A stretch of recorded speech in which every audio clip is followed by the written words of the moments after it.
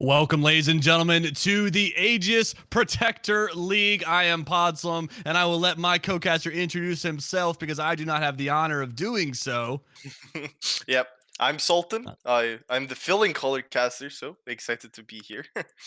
Not worthy to introduce him, but what I am worthy to do is introduce our two teams who are facing Oh, off in the semifinals today, which are Horizon Gaming Zenith and Richards Riders. We should be getting into draft here in a few seconds, but it is going to be a banger of a game today. I was looking over some of their past games in the preparation for today, and both of these teams coming off of very impressive quarterfinals victories. Horizon going 3-0 against Ashen Soulfire, and Richard Riders going 3-1 against Rubber Ducky Gaming A. So both of them looking very confident in their wins and wanting to take that momentum into today's match.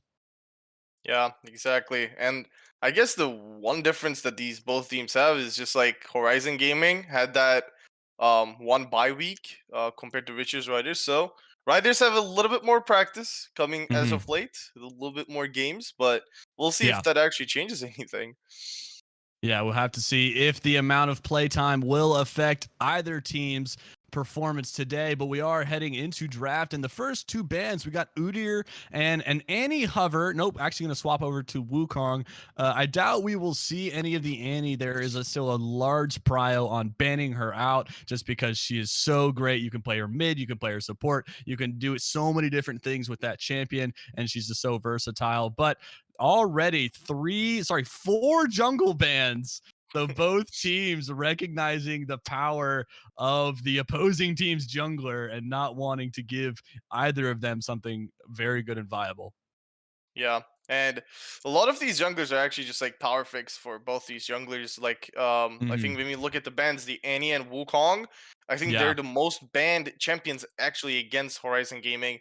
And when you Mhm. look over to the Richards Riders, again Udyr, Hecarim, these champions have been constantly banned against these players. So it's only like like it only makes sense that it's banned here in the playoffs. But if you're going to see some just the casual, the popular as of late hyper carry ADCs in Yeah. the bot lane. Just like let's scale to 5 items and then hope our ADC is mechanically better.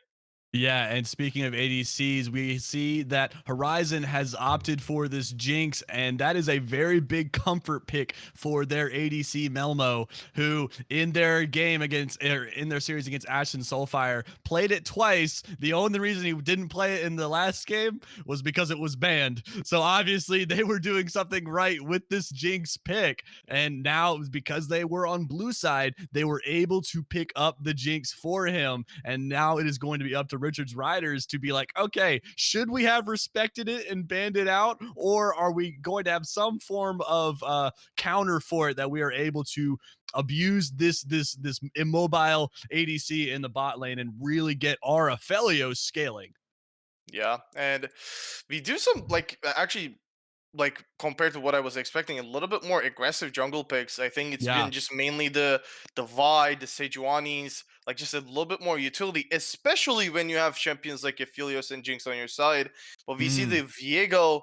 I would just assume the Graves to be an answer to that to just like match the kind of the scaling, the damage output that would be coming from the jungle. So it just really, I think the game one is just going to be just coming out of gate really strong for both these teams, just because Mhm. of like both these junglers can snowball really hard. They Yes. have their engaged supports, especially with the Rakan and Leona. So a lot of things that both these champions in the jungle can do, and I think it's just normal that we see some mid bans because that's the Mhm. next thing that will affect the jungle at the most. Yeah, and some very good bands coming out of Richard Riders. I think with the Galio band, you do not want to have a extra diving threat that Horizon could pick up, because whenever that Rakan grand entrance is in, when maybe you run something like a Camille that can do it as well, then you have so many ways for this team fight to just snowball out of control. But there's going to be four mid lane bands across both teams. Cassiopeia, Victor, Horizon that is the ones they banned. Richard Riders going for Galio and Lysandra. Something that I want to point out as well. Arcadius for Richard Riders has only played Aphelios 4 times throughout this series. I was just looking back. I'm sorry, throughout this entire season. Excuse me. And it's mainly been Jinx or Zaya for him, and the Zaya was left open. I was very surprised he did not go for it.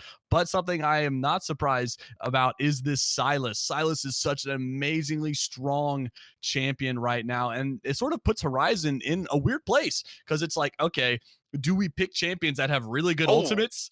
Ooh, but the please no. Swain being hovered, I I'm think a it's big just, it fan. has to be BM. Ooh, Wait, they I'm lock a it in.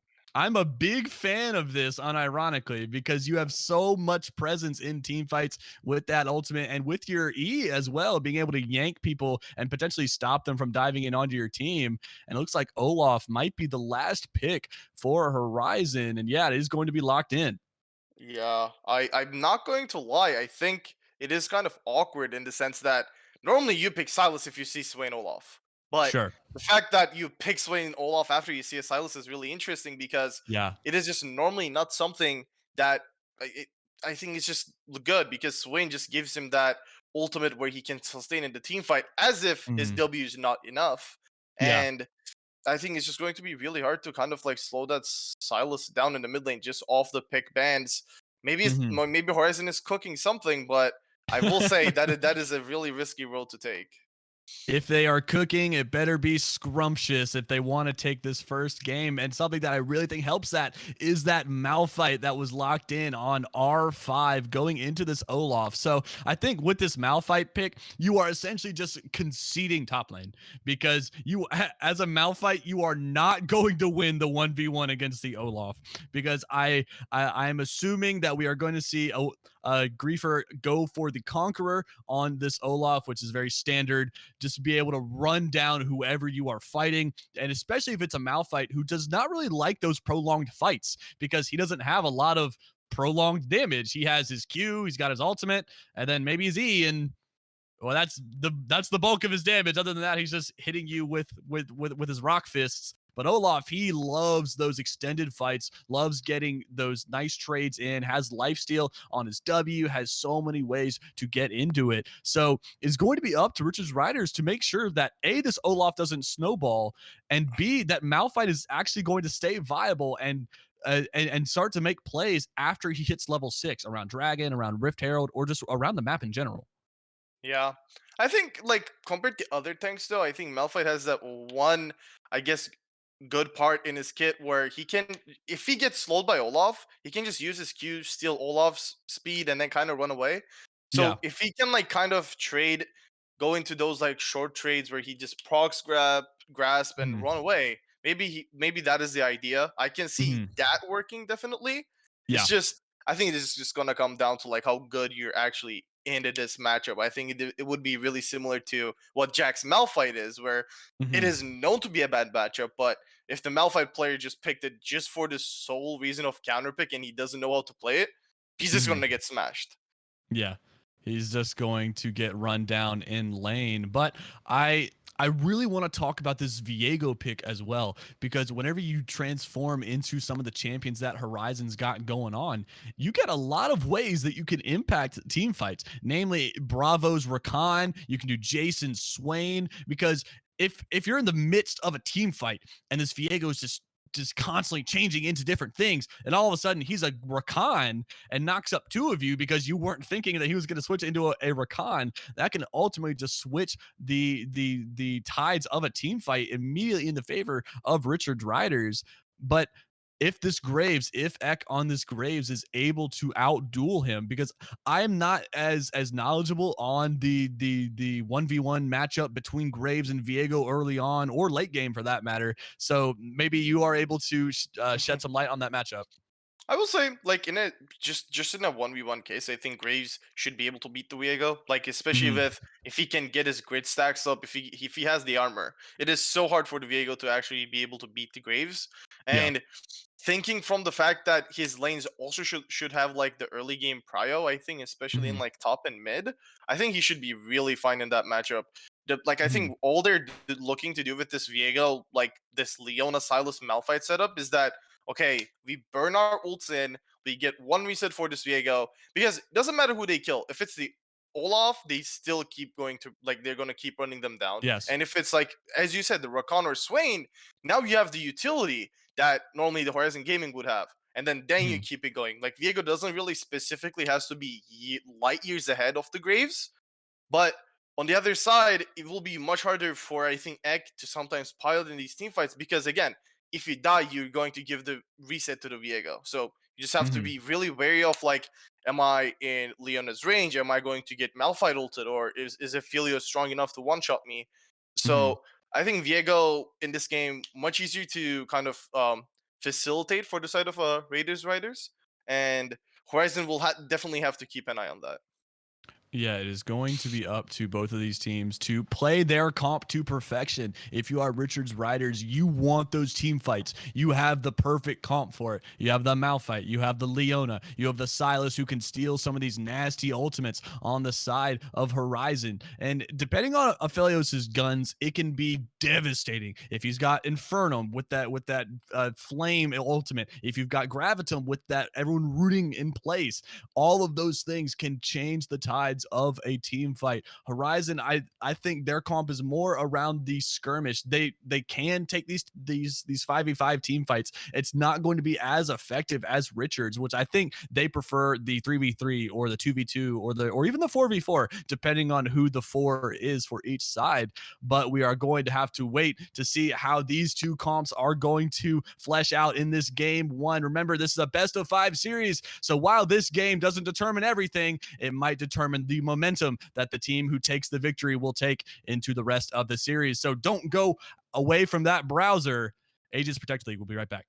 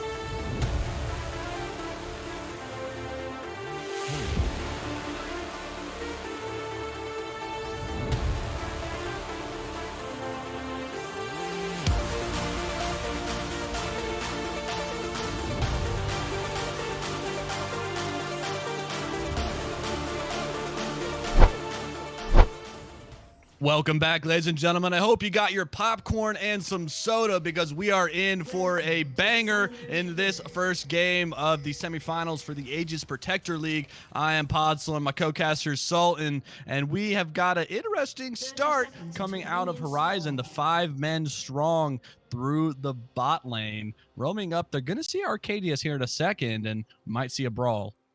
Yeah, I don't think there will be much to come because I think it would have to be like Jason really looking to go for like a flash with his E, but they do clear out the ward, so that is already.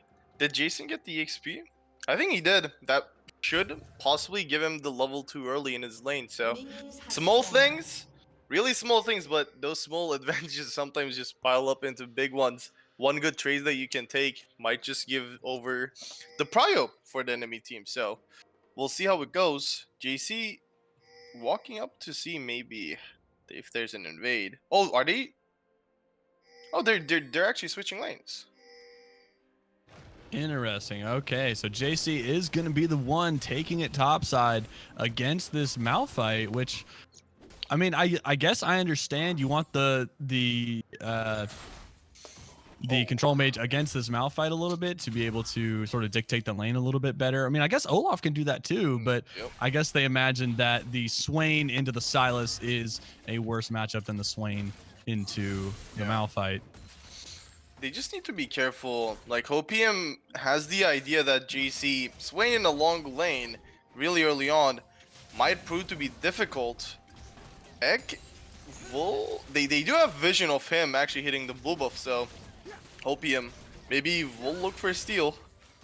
Yeah, he is hanging out around there, but he does go in and gets the smite away. So Hopium does take the blue buff away from Ek, and that is so devastating. But that was the consequence of that 5-man roam towards the bot side of the opponent, because I mean you're sacrificing the potential to get a kill there, knowing they're going to get a ward on your blue side. But Griefer and Grant getting into a scuffle right there, but nothing's going to come of it. But my eyes are going to be on this bot side between Horizon and Richards, because there's so many aggro ways that you can play this lane and not a lot of passive ways, because if you don't go aggressive, you're kind of just not utilizing your champion as much as you could be.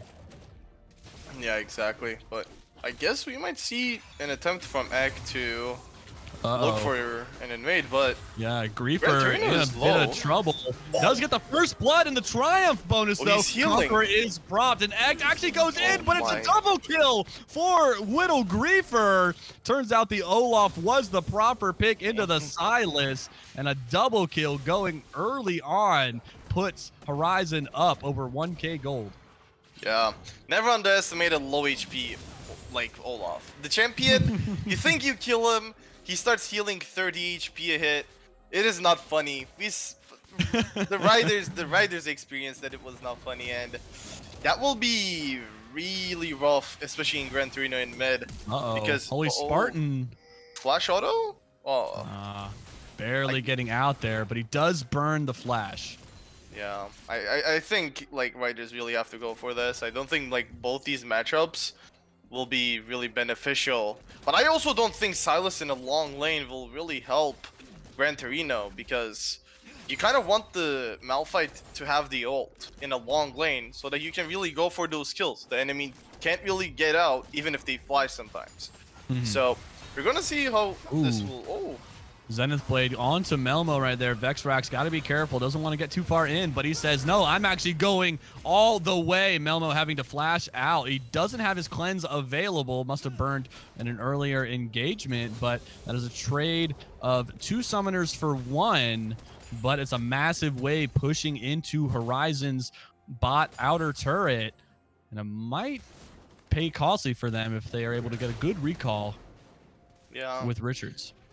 To be honest, with both flashes available, this is looking scary. Like, I think Melmo is just kind of hoping that Bravo and Rakan could peel him off good enough, but if flash engage from Leona means it's just like, that's it, that's the wrap. You also see the Viego and the Silas really putting pressure on Ek. They know that this Graves, if he gets to farm, might prove to be an issue. So Ooh, but what is even more of an issue is this Swain's early CC, and that's a killing spree for Griefer. 5.5 minutes into this game, and he's already 3-0. Sultan, this Olaf is he's getting going early on. yeah, and I think he's the one of the champions that Riders don't really have an answer to, especially in these team fights. You're not going to be able to peel him off the Cephalios. But as if Leona flashes in there, it gets the Zenith blade, and Arcadia is going to be the one to take the kill onto Melmo. Bravo having to flash out as well. Vexrax did not get the shield hit onto him, but nice flash engage out of Vexrax there to secure the kill onto Melmo. Yeah. Especially being a flashless Jinx, you don't really get to do much. We see Grief. Whittle Guifer trying to get the kill on a Holy Spartan, but he might have bitten off more than he can chew. Still has the Ragnarok available, and he says, no, I'm actually going all the way. Almost gets the kill onto Hopium. And that would have been a massive kill, because had he gotten that one, he would have got the Triumph health bonus back and would have been able to continue fighting this Malphite. But it's a nice shutdown gold going over to Hopium. Yeah, barely killing him. One more hit would have killed him. This Olaf, I think he wasn't. He was sitting on a little bit of gold. He just like got back and spent some of it. Although this shutdown goes over to Viego, I think it's just gonna come down to the same thing. Like, he is going the more damagey build, which is, I think, should be the Kraken Slayer into possibly a Black Cleaver. There's like a bunch of builds that you can do. I've seen some in the LEC even, but Yeah. it is going to be still a problematic thing. It's nice that they got a 300 gold shutdown. That's basically 2 kills for this Viego, especially with a lead that they have from this bot lane early on. I would say they should look to really look for these dragons sometime, if they can create the prio in the bot lane accordingly, because now they're sending Vital Griefer into this top lane, so it's going to be much harder for him to affect these fights, especially from the top lane. No TP, no nothing. I think this is just the chance that Riders have to really be able to do something, but Holy Spartan no ulti. Yeah, Holy Spartan in a bad place, and he looks like he's gonna fall right here. Another kill going over to Whittle, and that is 4 kills for him. He's got all of his team's kills, all the gold in his pocket. He has 3,800 gold total to this Malphite's 2,200. He's got a sizable gold advantage against his lane counterpart, but we might see some aggression towards this bot side. We see Grant and Hopium. They were hovering, but I think they are just going to opt for this Cloud Drake. Yeah, especially after I think they had a great idea that Ek was on this Herald, that this should give over the dragon pretty freely. Decent dragon, like the slow resistance might prove to be a little good, somewhat helpful, especially against the Olaf, but again, when the Olaf is 4-1, I'm not sure how much it's going to help the side of Riders. The bot lane, although, is doing a really good job. I think although they're behind in CS a little bit, they definitely have a lot of kill pressure in this lane. The flash is still not available for Melmo, so really has to be careful. Yeah, Arcadius is up about 200 gold onto Melmo, but we could see even more, and a great solar flare by Vexrax to catch both Melmo and Bravo. Melmo is going to fall, fires the super mega death rocket, but to no avail. The Herald is going to be dropped mid. Grant trying to go into Griefer right there. They're trying to get as many plates as they can. Holy Spartan has the ultimate available. Olaf could be in trouble. Jason Script having to pop the ultimate, but it's not going to be enough when you're getting attacked by 3. Arcadius gets a kill, and on the other side of it, Grant kills Whittle Griefer right there, and all of a sudden, there's 5 kills to 4. The gold advantage is still in favor of Horizon, but I think it's only because of the Herald getting the plates mid lane. So much needed gold going over to Richard Riders. Yeah, really interesting that Melmo didn't cleanse that initial solar flare coming from Vexrax, because it stunned him for so long that Hopium was actually able to make that play. Like, if you're taking the cleanse, better use it, but he opts into not, and that Aphelios picking up all 3 double kill in the bot side, and now you're looking at a Aphelios that is 1,000 gold ahead. that is the only way that the enemy team can basically kill this Olaf come late game. So him getting this gold is really crucial for the side of Riders. And on the other side, Jinx still like not able to walk up in this lane, trying to just stay safe, not die. No flash on Arcadius for like 10 seconds. Maybe if they're timing it, maybe they can do something on him. Yeah, I think the reason Melmo did not flash on that engagement is because they did not know that Hopium was behind them. So they were like, okay, he's just popping the solar flare to get some damage. Maybe they do something. But then all of a sudden there's a Viego on top of you and your health bar is at 0. So then you're really kicking yourself for not using that cleanse and flashing over the wall. But we'll have to see if Arcadius is really able to make a use of the gold lead that he has been given on this Aphelios, because just like you were saying, Aphelios is so nasty come late game when you got 2 or 3 items under your belt.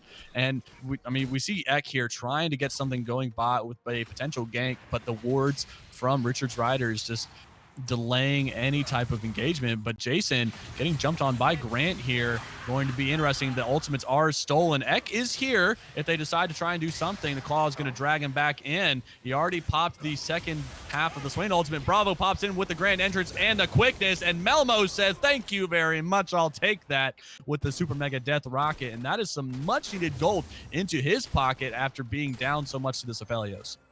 Yeah, and but they're not done. Bravo flash grand entrance into nothing. Egg on his face right there for if there was an attempt, Sultan. He tried. He tried. Yeah. I think it was a little overambitious, I would say, especially with like quickness not being available, both of the bot laners having flash, especially the fact that he kind of whiffed it. Kind of unfortunate. I think you want to hold on to that flash with Rakan at least until you have the ulti, because once you have it, you flash charm them into W, worst case, and it is a decent CC layer. But yeah, as you said, that kill onto Jinx I think is really crucial. I think like they've not been doing that bad in the laning phases and like keeping up with the CS and such, but the three kills on Arcadius was getting scary. There is some rotation from mid lane for this bot lane.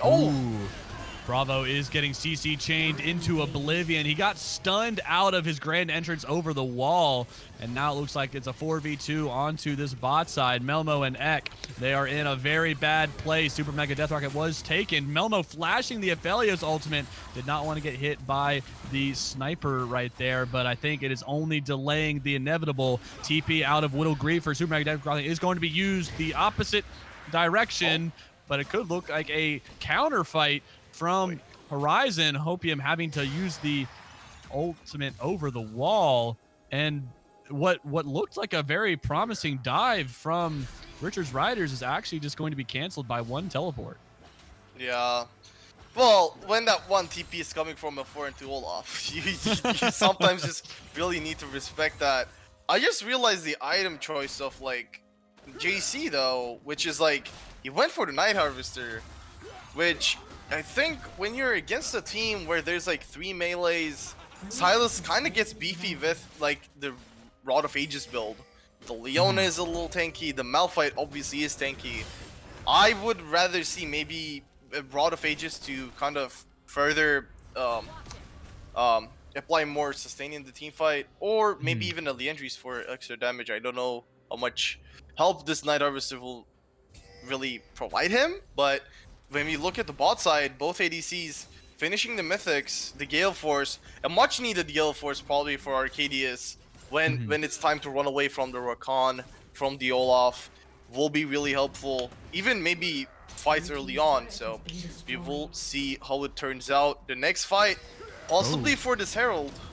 Yeah, right now, Little Griefer's already getting stunned up right there, and the ultimate from Bravo is going to charm up Hopium right there, and Ek is going to slay him over the wall. The Jinx Rocket barely going to miss. Little Griefer going to pick up the second kill, a 2 for 0 in favor of Horizon, and their prize is going to be this Rift Herald. Yeah. And the mid turret, actually. Yeah, I will say it is really interesting that Hopium and Holy Spartan was really contesting that vision when you don't have your Fedaphilios. You know that a Little Griefer is there with the fully stacked Hydra. So it is super super scary place to really be face checking. Even if you want to contest the second Herald, which I will say not as effective as the first one. It gives gold, it gives EXP, that's understandable, but you already lost your top and mid tier ones, which is like, what use is what use can Horizon get out of that unless like you get aced, right? So I think it is a little interesting that they tried to contest that without their ADC, and it kind of bites them back a little bit. They were slowly clawing back into this game after a really bad early game, I would say, especially in the mid side. But with that, maybe if they can use this Herald to funnel a little bit more gold into Melmo, that Jinx might just be back into the game. Yeah, looking at the gold of every single lane, the only one besides support, because support is one of those weird ones. Melmo is the only one who is down for Horizon. It is about 7,000 gold for the Cephalios, but Bravo actually having to pop the quickness to get out. Uses the dash over to Melmo, so he's going to be all right, and that ultimate will be back online in time for this Chemtech Drake. So that's no harm, no foul for that Rakan. But yeah, as I was saying, every other lane has a gold advantage except for Melmo. So just like you were saying, getting some more gold into this Jinx's pocket will make him so much more effective in these team fights. And now that he has that Kraken Slayer, like you're saying, finishing those mythics, he's going to shred this Malphite and this Leona as long as he can stay alive, which is the asterisk on the end of that sentence, is you have to keep him alive for him to do damage. Yeah, but especially with no mid turret, Riders might have just been caught overextended. Knockup doesn't land. Yeah, Grand Entrance is going to miss, but I think still Vectros is going to fall. Super Mega Death Rocket is going to miss, but hit Hopium and Arcadius in the back. And Vectros is dead. He will be alive for this. Ooh, yeah, very close lane W there. The Herald is going to be dropped, and this mid turret might fall as well. Holy Spartan off to the side, going to be looking for an unstoppable force into this fight, but no, actually just going to concede this turret and back off, going to take what they've won and not overextend. Yeah, and I think that mid tier 2 is really crucial for how Horizon really wants to play the game. I think their team fight, like how they want to start a team fight, is if somebody's maybe face checking them so that this Rakan can go through the front line into the back line and Olaf runs through with him. Because if it's open space, it will be hard to get their hands on the Cephalios, where he has Flash, he has Gale Force.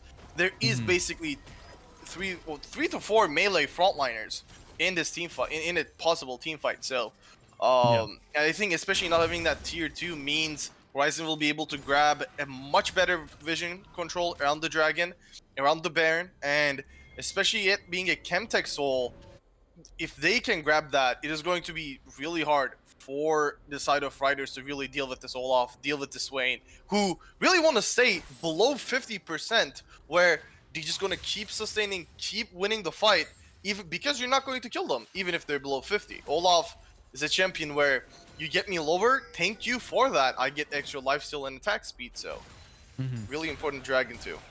And on top of that, he is running the Last Stand rune, which gives him 5 to 11% increased damage depending on how much health he is missing. So on top of that Chemtech Dragon, if they are able to push that into a soul, you are not going to kill this Olaf, and he is going to make it very difficult to do so the entire time. And he might go for the 1v2 here, and they know that he can win this. Hopium is just getting ran down by this Olaf. He's going to miss the axe. I think he just wanted to give him some hope there, but the Ragnarok is stolen from Grant. Is going to keep him alive. Jason not going to be able to hit the W there, but a 1-for-0 trade. And this Olaf, Dalton, I think we've been reiterating it, but he really is a very scary dude.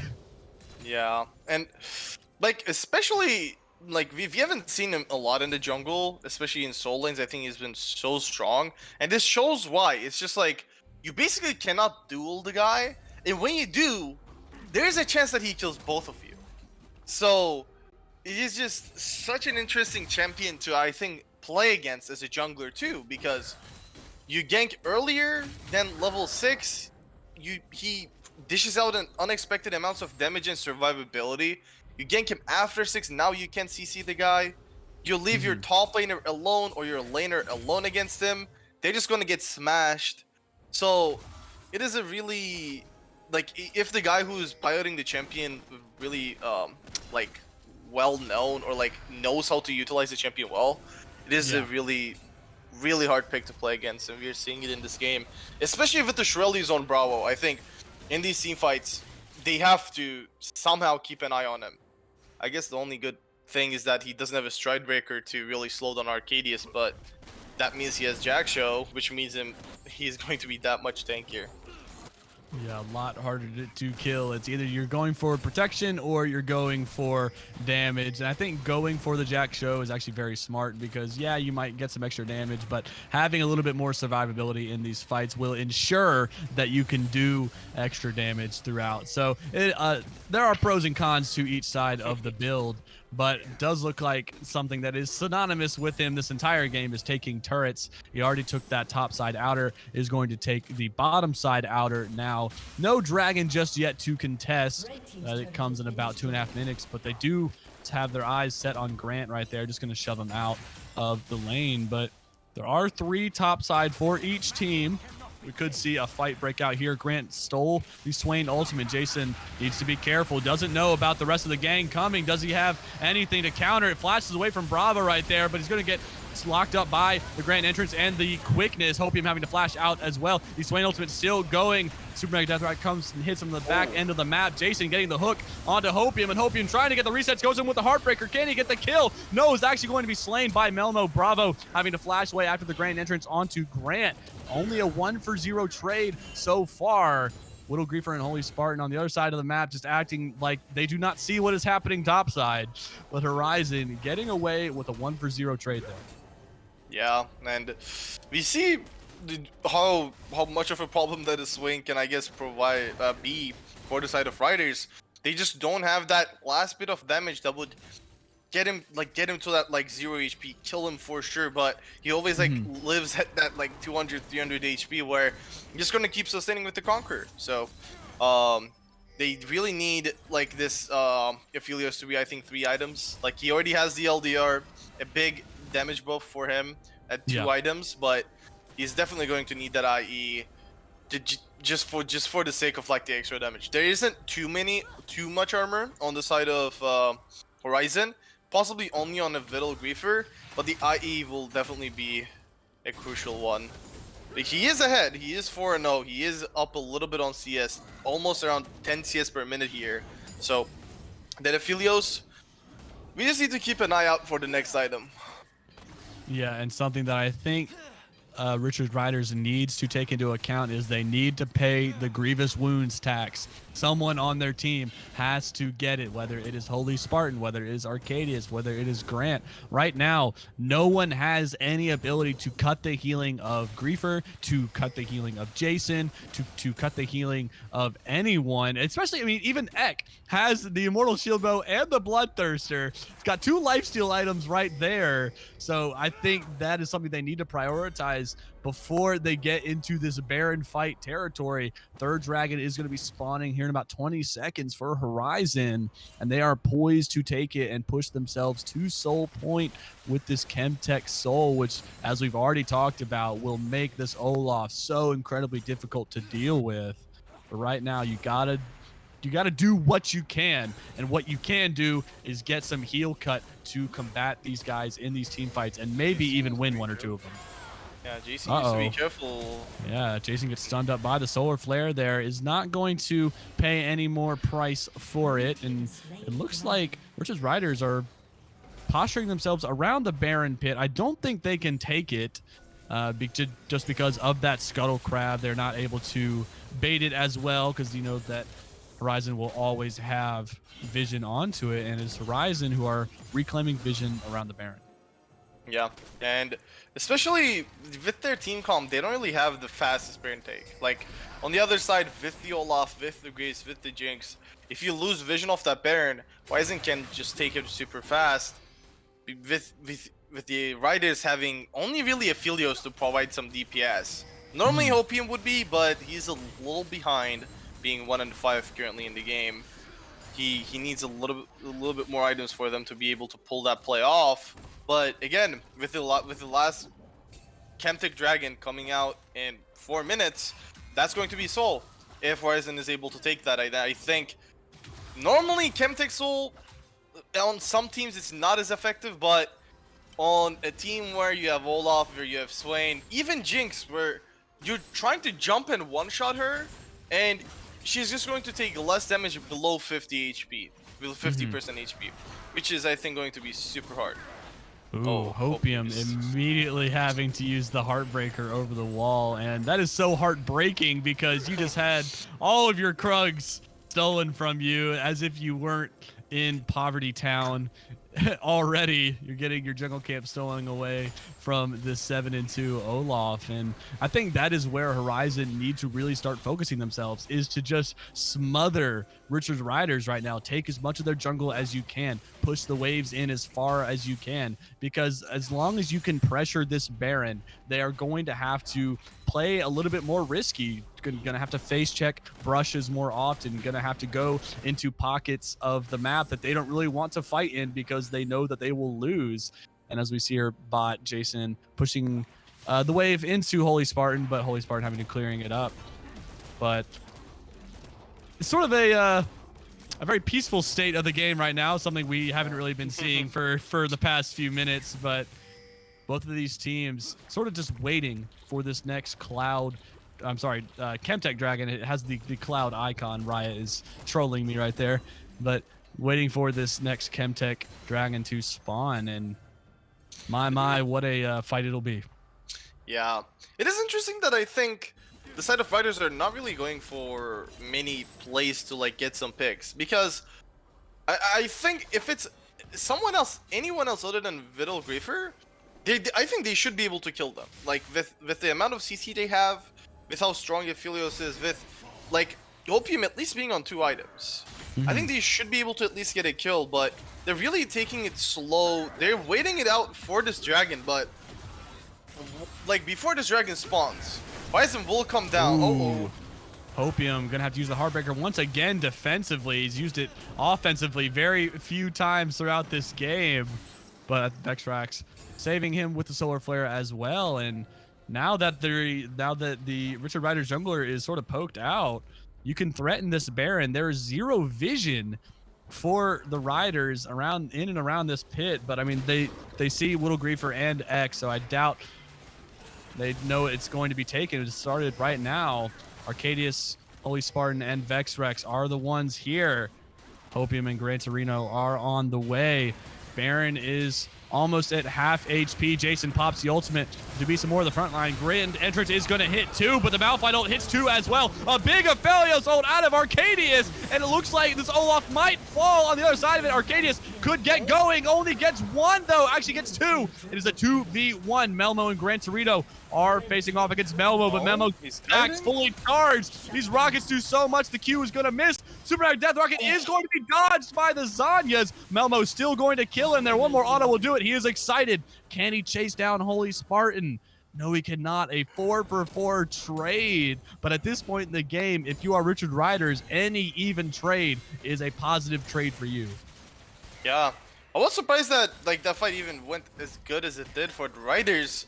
Just they were able to get a better team fight with a decently huge gold difference. And I guess the only bad part there is that most of the kills on Horizon actually went over to Melmo. I think all 4 dead, so that will be one strong Jinx there. We do have the dragon coming up now. Are they going to be able to take it? If Horizon gets the soul, it is going to be really hard for the side of Riders to really fight this, but most of the major sums are burned from last team fight, so. And Leona still has the flash. If he can get on top off the backline, all ultimates are online except for Arcadius's ultimate. Ragnarok is going to be pocked by a Little Griefer, but Little Griefer is just getting focused down. Arcadius is going to kill him. Ek trying his darndest to finish off the dragon. It's going to be stolen by Hopium. Objective bounty is claimed, and they want more, but they're not able to get it. 2 kills, and the dragon going over to Richard Riders, and they might look for more with this mid turret. Hopium very low. Doesn't want to recall just yet, but a great fight out of the Riders here. Yeah, a really awkward positioning coming from Horizon there. 3 of them were on dragon. Malmo was actually just coming back from base, So he was like at the back of the Baron pit, that at the back of the Dragon pit. So he wasn't really able to have any effect in this team fight, and he was I think he just didn't do any damage other than maybe his like Super Mega Death Rocket. So that just I think that's where you lose the team fight. You don't have your 3-item Jinx in. The enemy team it's basically a 5v4, and once they steal the dragon, like maybe if they got the soul, I would say worth it. But them losing the dragon plus giving over kills again, plus the Baron, Arcadius is looking super scary. And I think even though there's a 2k gold difference, I don't think that matters anymore. The Philios is fed. It's going to be really hard for the side of Horizon to really take these fights from now on, because we saw Vital Griefer, he cannot survive long enough to kill Arcadius through Gale Force, through Bloodthirster. There's Radiant Virtue coming from Vertax. It is going to be really hard. Yeah, I think Richards Riders had a epiphany after that not the last team fight, but the one before that. They're like, wait a minute. We can all just focus this Olaf and he dies. And that is what they did. And turns out Little Griefer's not able to be as effective when you just take his health bar to from 100 to 0 in 5 seconds. And all of a sudden you are starting to win these fights, and they are going to win themselves this mid turret with that cannon minion. Grant takes the quickness away from Bravo right there. And Arcadius is on a killing spree. This Aphelios so fed right now, got 3 items, working on a 4th, and Widow Griefer is just not really able to get anything done on this top side, not because Holy Spartan is killing them, but just because Holy Spartan has the Baron empowered minions, and they're just able to destroy the minions of Widow Griefer. And that's another turret gone in favor of the Riders. Jason gonna get locked up right there by the Zenith blade. He's just gonna fall, and they want more. Grant stolen the Swain ultimate, and Vectrex in the middle of them all, actually going to kill Leona right there, but Melmo's gonna fall as well. And is this the game? 4 members down. It's gonna be 3 members down. Olaf is not able to get back because of Holy Spartan. It is just a Rakan. Can he survive the onslaught that is being taken on his turret? But just going to get killed by the turrets there. And Widow Griefer actually running entirely back to his base. Grant almost falling. He actually ran all the way. Yeah, he ran because he knew Holy Spartan would stop his recall if he tried to go for it. His misses 2 axes, and Arcadius is actually just going to run down the Nexus and the turret. You have to stop him, Widow Griefer. He's trying to go in. He gets knocked up by Holy Spartan. And holy moly, Horizon, after being up so much gold, end up losing the game off of a few consecutive bad plays. Richard Riders go up 1-0 in the series. Sultan, what did I just watch? What happened?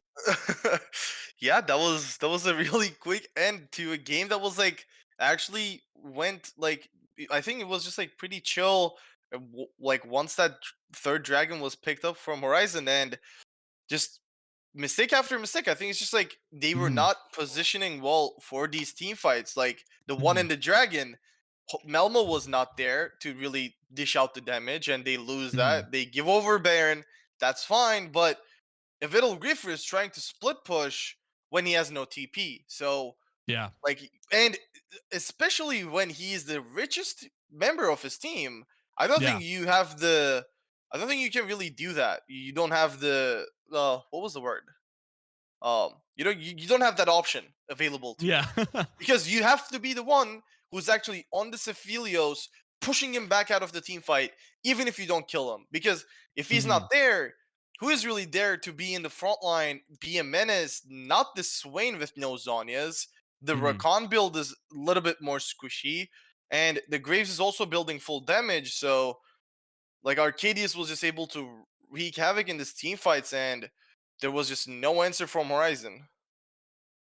Yeah, no answer for Horizon. And I think what really did it is Widow Griefer was on the other side of the map when all of this was happening. He wanted to get into it. He wanted to help his team, but he knew if he tried to go for a recall, that he would just get canceled either by the Malphite ultimate, by Malphite just queuing him. So he had to run all the way back, had to do a full 5K by himself. And what really did it, you highlighted it, is he missed some crucial axe throws that would have killed Grant. But because he didn't kill Grant, he could not focus on Arcadius. And Arcadius is doing like 600 damage in auto attack to these turrets. So if you just don't kill the Aphelios, he's going to kill your turrets. And he ultimately killed the Nexus as well. And I don't know if Whittle Griefer knows this, but if you lose your Nexus, the game is over. So very unlucky turn of events for Horizon. We will have to see if they are able to bounce back into game two, but we're going to hop into a short break before we get that underway. So don't look away from that browser. Aegis Protector League. We'll be right back.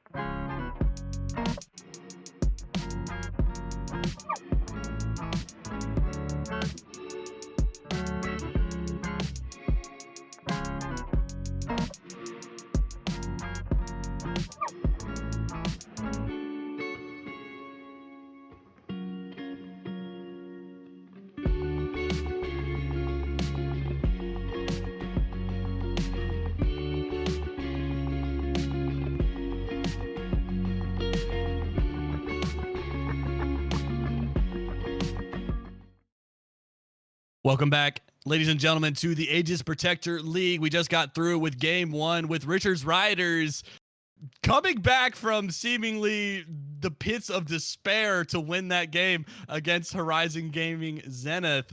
And right now, Horizon have opted for blue side once again. So they got choice in what side they wanted. And looks like things are staying the same as far as draft goes so far. The Udyr, the Nautilus, and Xin Wukong. We'll have to see if it's exactly the same. I forget what the third ban was for I think it was Horizon.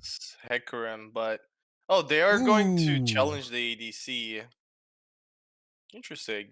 Yeah, they're banning the Jinx away from themselves because they're still blue side, so they could still first pick the Jinx. But I think Richard Riders will just ban the Annie here. Yeah, they are just going to ban the Annie, and it's going to be an insta lock Zaya for Melmo.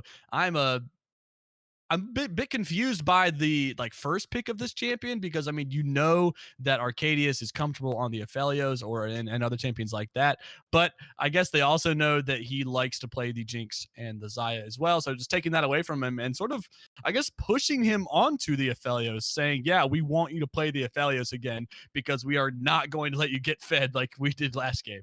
Yeah, I think Jinx is a little bit scarier. Like if Philios, yeah, they were able to make a lot of plays around that champion, but I think it was mainly because Jinx is much easier target to jump on top of rather than Xayah. So this game, Yeah, if Helios might not have the same effectiveness, yeah, even if they pair it up with the Leona, like I think Zaya has been one of the most banned and picked champions in amateur or pro.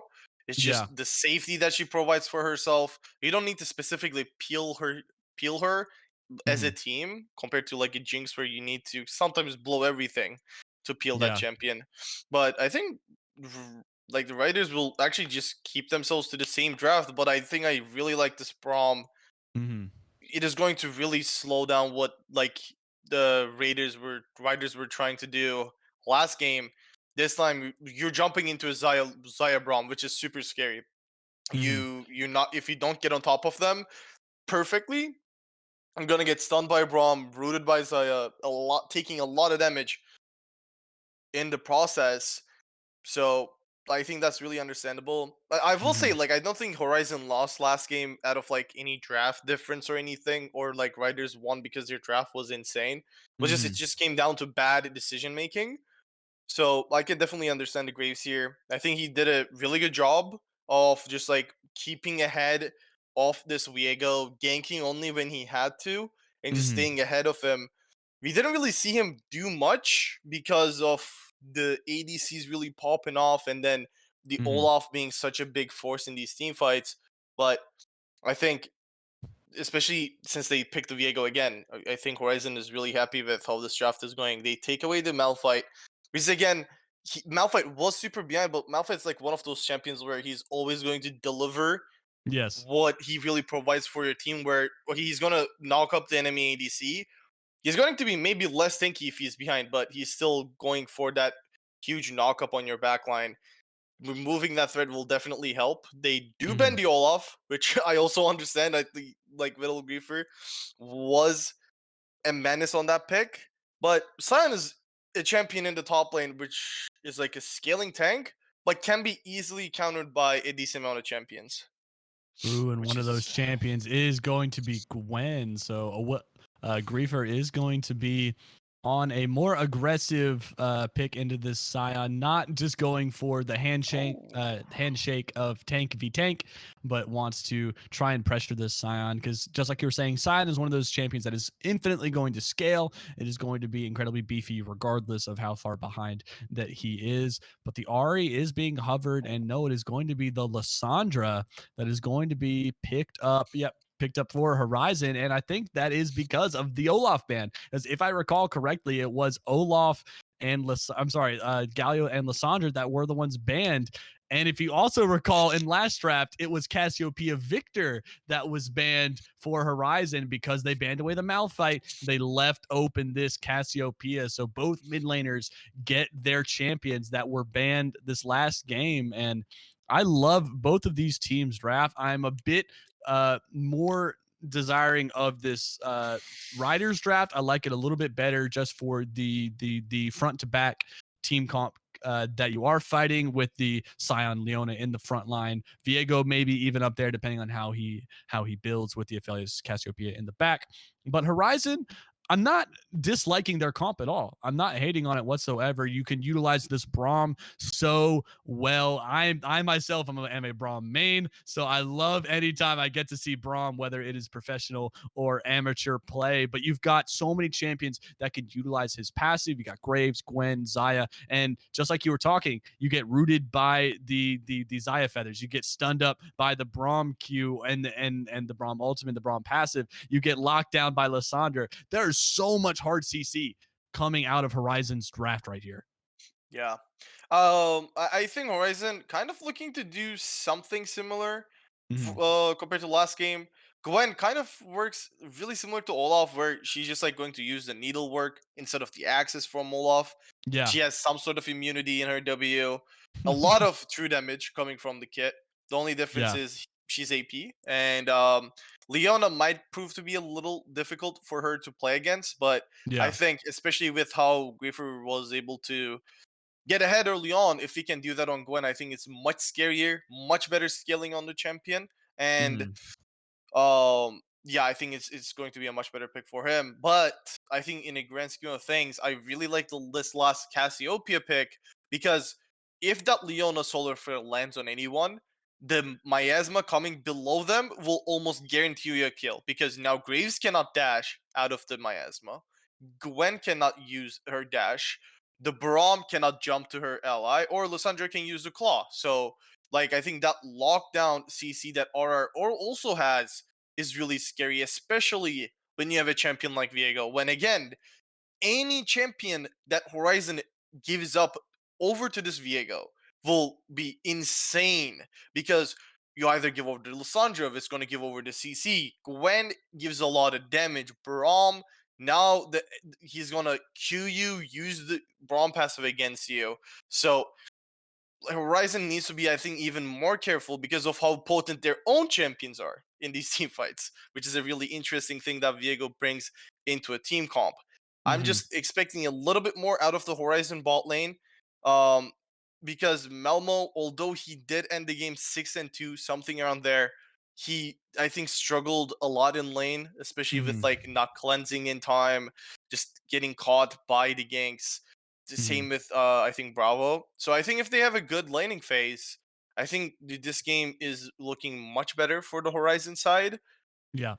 But how good Arcadius was on Aphelios, I will say I favored them a little bit.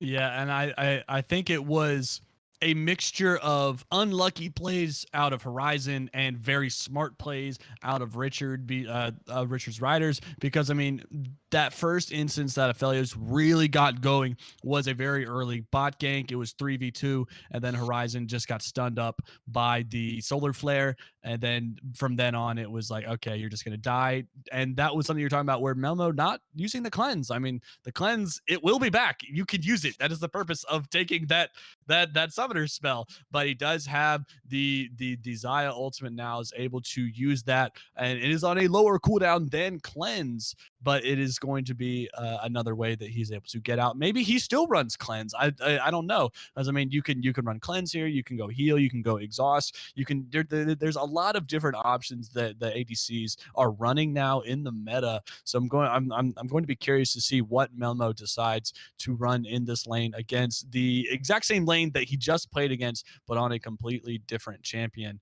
Now, Sultan, after seeing how game one went with Horizon going ahead so far in game in the first game, but Richard's Riders ending up coming with the victory. Seeing this draft, what is your prediction for the second game? I think I'll go with Richard's Riders just because I think it's just going to be much harder for Mm-hmm. Vital Griefer to get ahead. Like the side that can get ahead on the side of Horizon is the bot lane, Yes. and I'm not going to say that they made me trust them in game one. They really earned my trust. But Yeah. so I'll put my money on Arcadius on the Aphelios. You heard it here first, folks. Sultan has all his eggs in the Richards Riders basket, but the only way you can find out who wins is if you stay tuned and watch this game too. We've got another banger of a game coming at you here in a few minutes. Don't look away from that browser. Aegis Protector League. We'll be right back.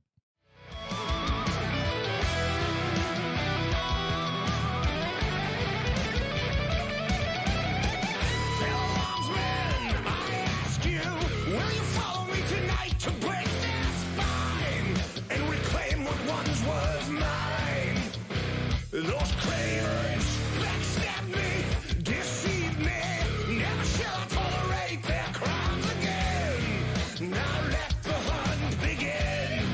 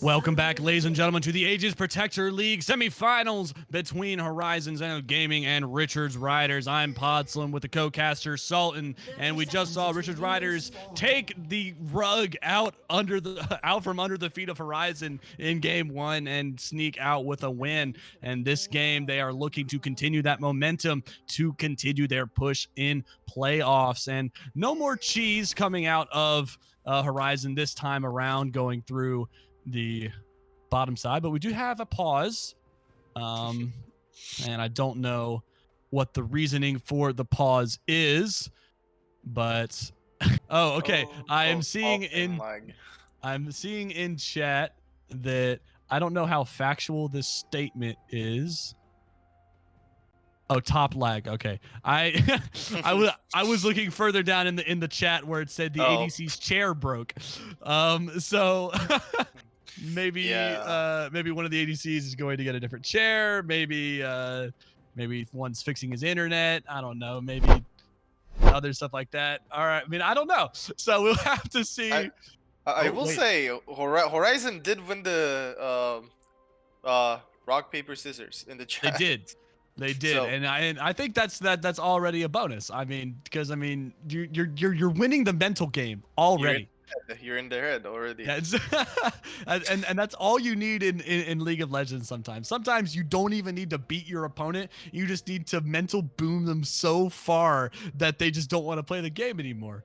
And the chat is lagging a little bit because I'm seeing R, but then I'm seeing saying they're still getting the chair. So we are still waiting on all of that, but we can go ahead and look at some of the runes and some of the items that all these champs are going to be running. Something that I think is interesting is Jason on this Lissandra is opting for the unsealed spellbook instead of something like a comet or something more of a aggressive nature. So he is going to be dealing a lot of unsuspected damage if he switches to something like an ignite or an exhaust or something of that nature, and it's going to be up to Grant to sort of keep that in the back of his mind, to be like, okay, he at this moment he has teleport, at this moment he has heal, at this moment he has ghost, and it's going to be difficult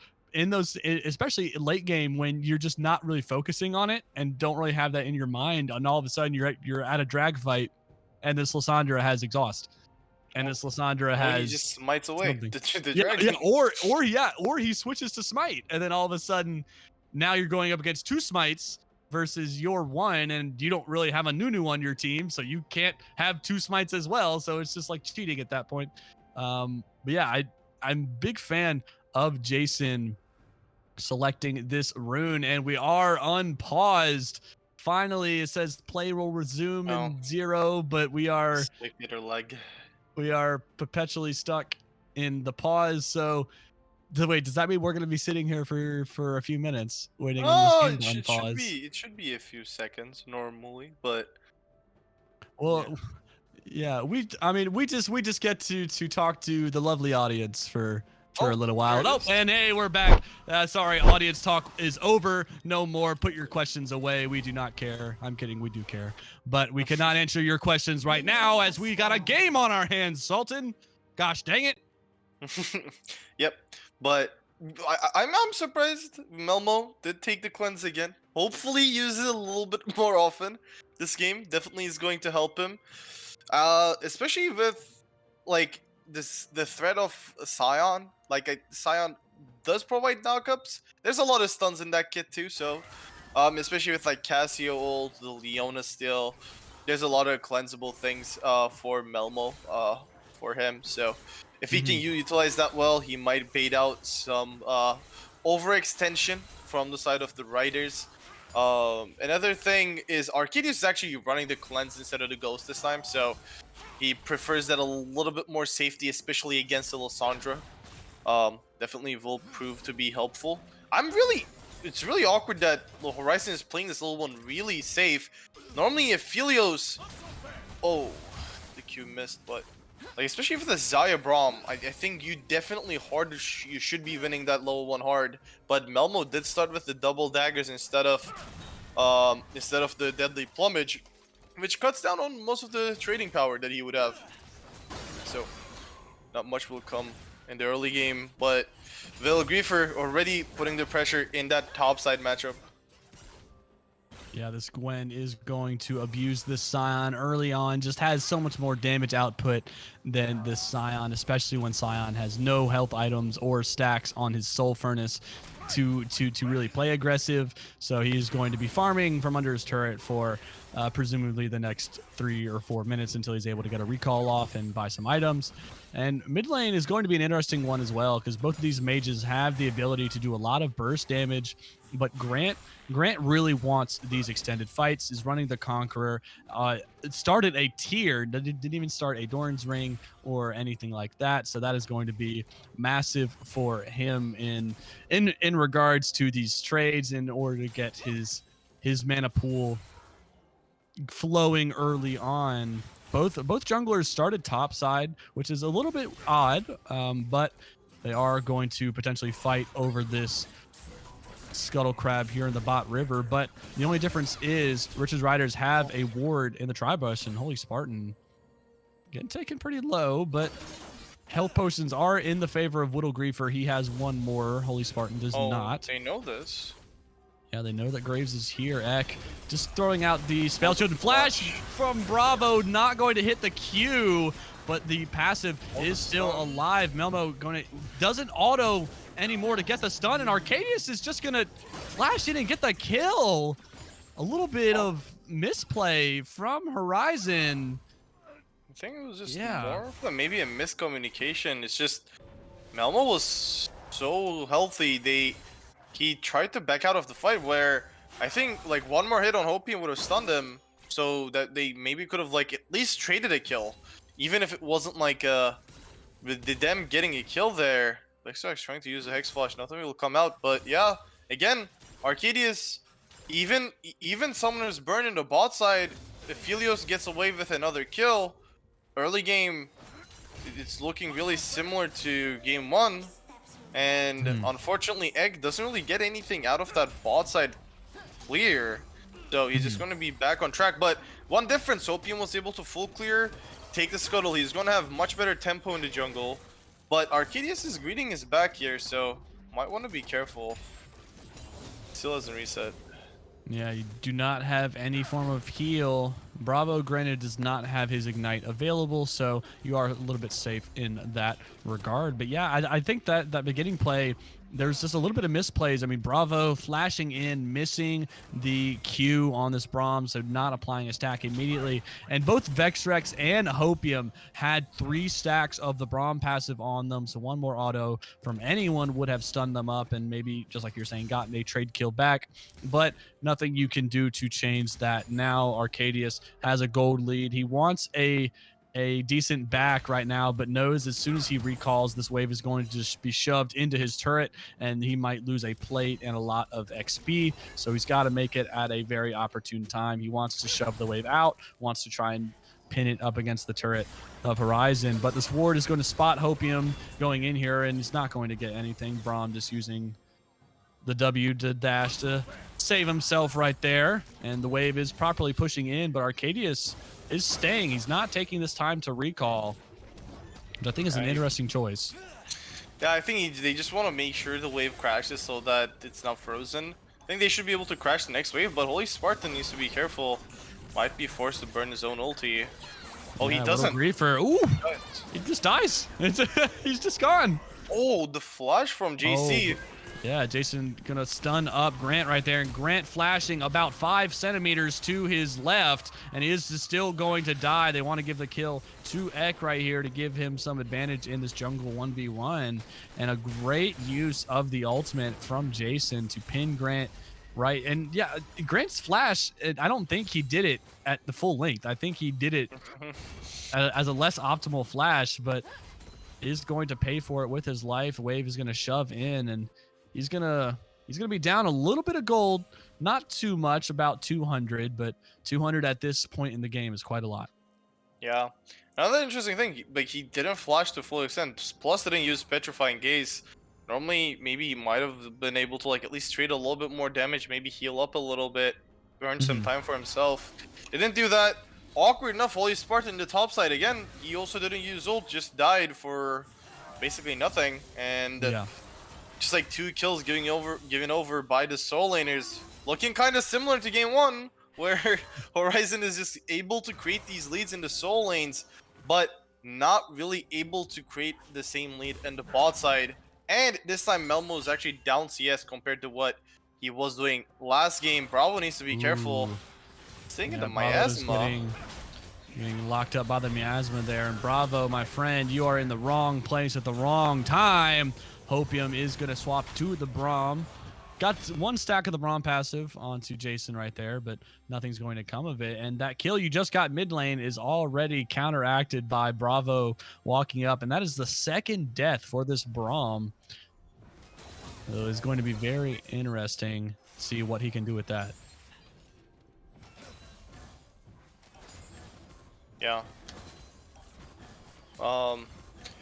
We will see soon that I think they're looking to start out this dragon on the side of Riders. Yeah, Viego will now get on top of it. We see Vexrax also moving towards it, but Ek on the same time working on the Herald. Good plays overall in the map. It's really similar to game 1. Like early game, Raiders are just taking the first dragon, getting a lead in bot side. Over on the top side, Ek able to create some lead for himself and his laners. Hopium though doing much better than game 1. I think he was like 1-5 at one point in the game. This game having a much better game ahead in CS as well. And we're also seeing a Gorginker build instead from Ek this time. So that will be the help. That will be helpful definitely for his first survival. We see Viego again. He always looks for this angle when ganking bot. The flash comes through. Yeah, Melmo gonna get locked up, but uses that ultimate to stay alive. Featherstorm gonna keep him from dying, and it looks like Vexrax might fall here, but it's actually Bravo hoping with the flash, and the Solar Flare is gonna miss, but Arcadius gets the double kill. Is he gonna fall himself? The turret is gonna slay him. A 2v2 trade on the bot side, and a great use of the ultimates from Horizon to get themselves not in a bad trade there, but taking it 2 for 2. Yeah, definitely good trade for them. Like, I think if Melmo was able to pull the feathers there, might have even killed Vexrax. He died, I think, as soon as the animation started off, so a little unfortunate, but I think he takes that every day. It's just like you're still down gold, but that is just a little bit more gold to your pockets. Holy Spartan though has the ultimate. I think this is it would be a really scary dive. Yep. Yeah, there it goes. Turret is still hitting Griefer there, but yeah, Ek is just gonna slay him with the end of the line with that collateral damage. Just gonna be able to destroy him, and it looks like Horizon want more of these plates. They got 2 off of that Herald, and they're going to get at least 1 more, and Hopium might look for a return gank. They're going to see the Viego stuff on the wall, so they do know that he is here. Bravo still level 5, doesn't have 6 yet. Hopium is going to fall here. No, he's not. Actually gets the Heartbreaker onto Melmo. It is going to be a shutdown over to Hopium, who swaps over to the Xayah. And right now, Melmo just not having the best time on the Xayah. Yeah, and I think it's just like, you cannot, I think, overextend like that if you're a bot side. Like, your jungler is making a dive on top, you're getting something. Obviously, the enemy team is going to look for something, and especially with no vision whatsoever towards that bot side of the river, you have to kind of play respectful at that point. Just the mistake coming from the side of Horizon, and just results in Arcadius, even though he didn't pick.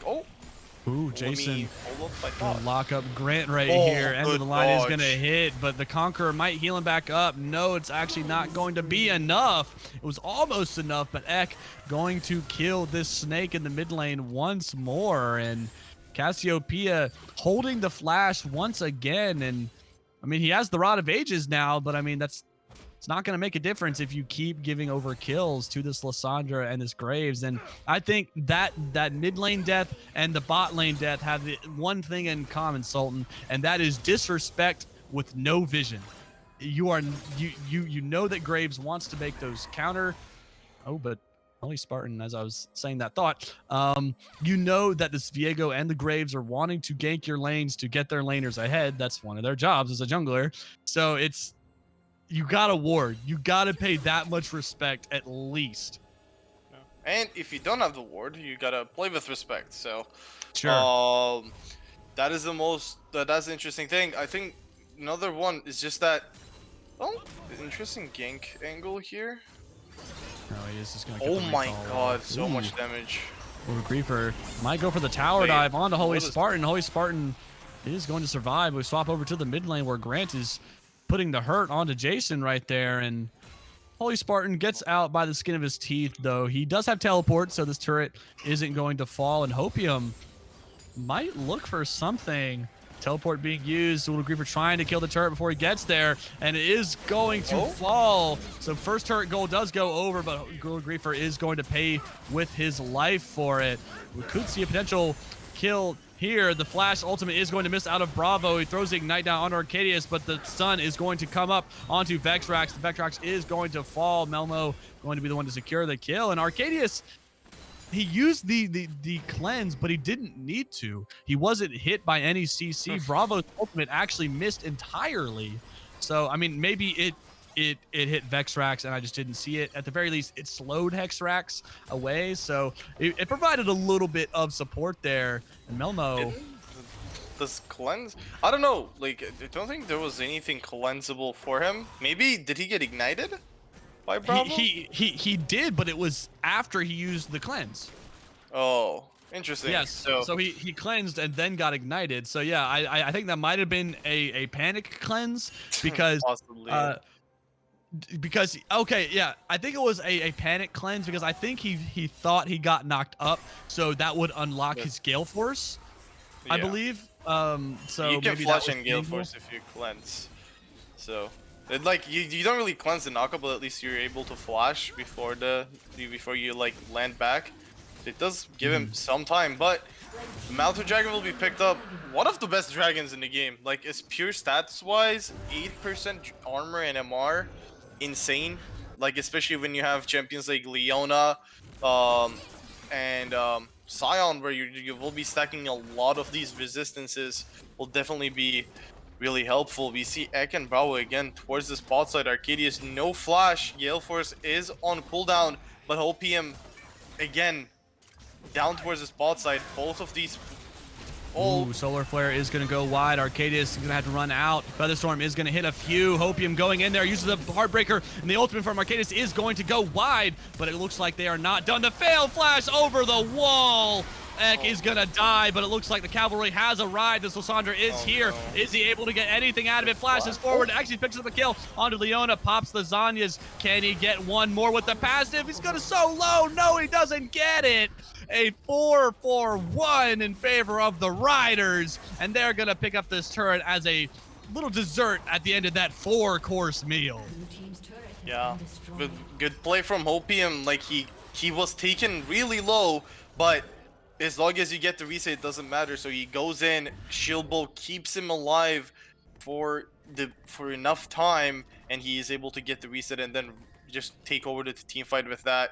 Good flash Gale Force from Arcadius to clear himself from that initial engage on top of him. So with cooldowns being gone after being used on Arcadius, pretty easy team fights for Riders to really clean that up. Even with Jason coming there afterwards and doing a decent amount of damage, it was just not enough to really turn that fight, make it worth it.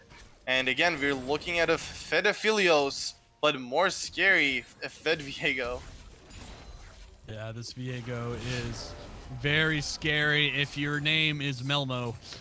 Because he can just jump on you, and even though he doesn't have the Kraken Slayer like he did in game 1, that shield bow will keep him alive a lot longer than you might anticipate.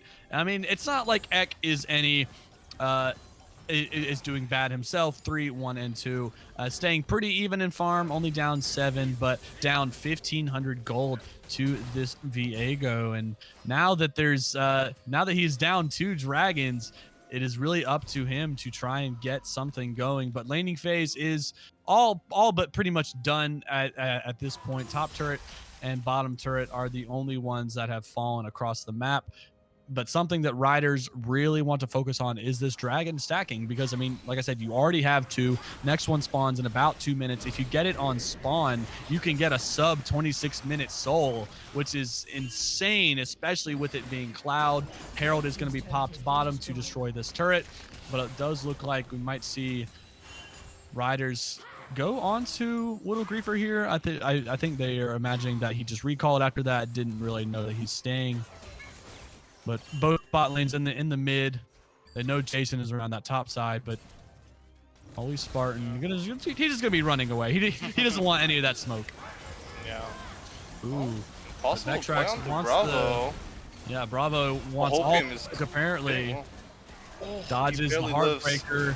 Felios' ultimate is going to hit, but it's not going to be enough to kill him. And the shutdown from Melmo is going to mean a lot. Vectrox is going to be the next one. Ek uses the collateral damage in the wrong way to try and get closer to Arcadius. But a 2-for-1 trade in favor of Horizon.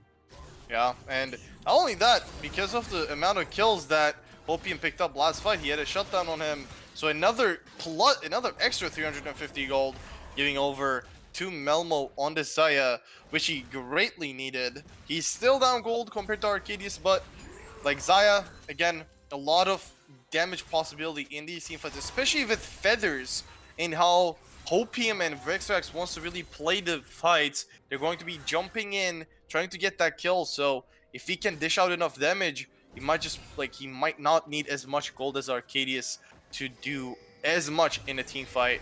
I think one thing that hasn't been, like, he hasn't showed up himself a lot on the map, but he's been secretly taking turrets in the side lanes. Little Griefer on the Gwen, 2 items completed already, looking strong, highest CS in the game, the richest person.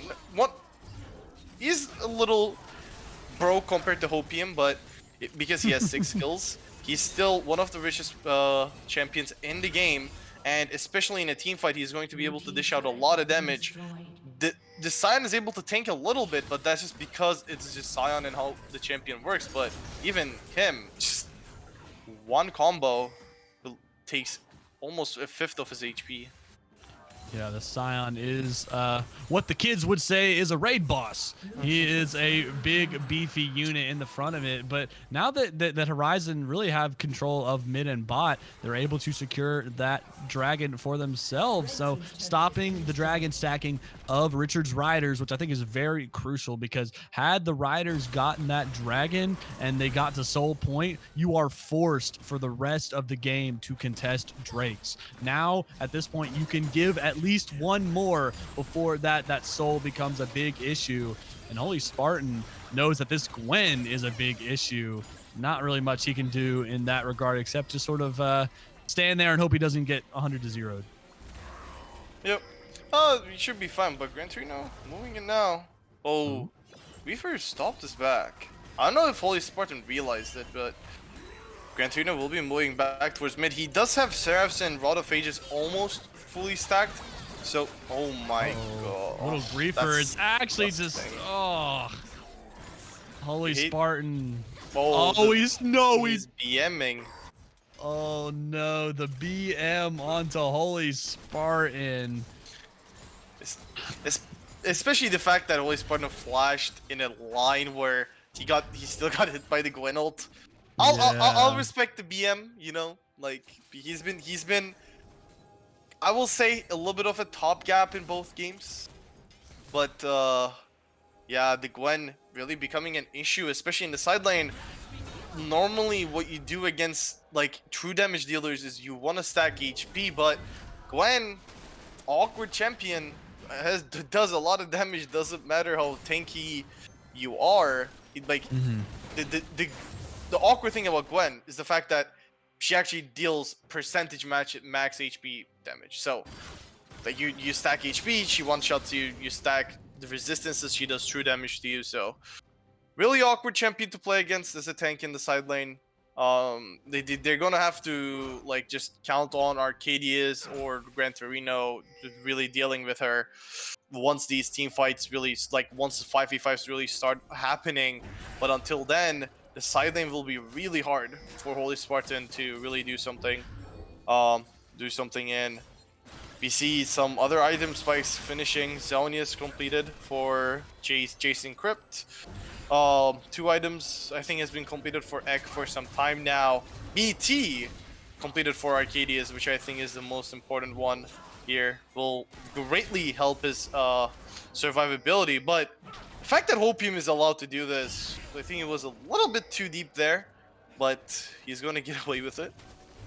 I think because they knew that Griefer was bot side and they had just seen Melmo recall, I think he was like, all right, they don't have anyone that can really 100-0 me, and even if they do knock me up or they do CC me, I have my friends behind me who deal a lot more damage than I do, or if nothing less, are able to assist me in the deletion of the enemy champions.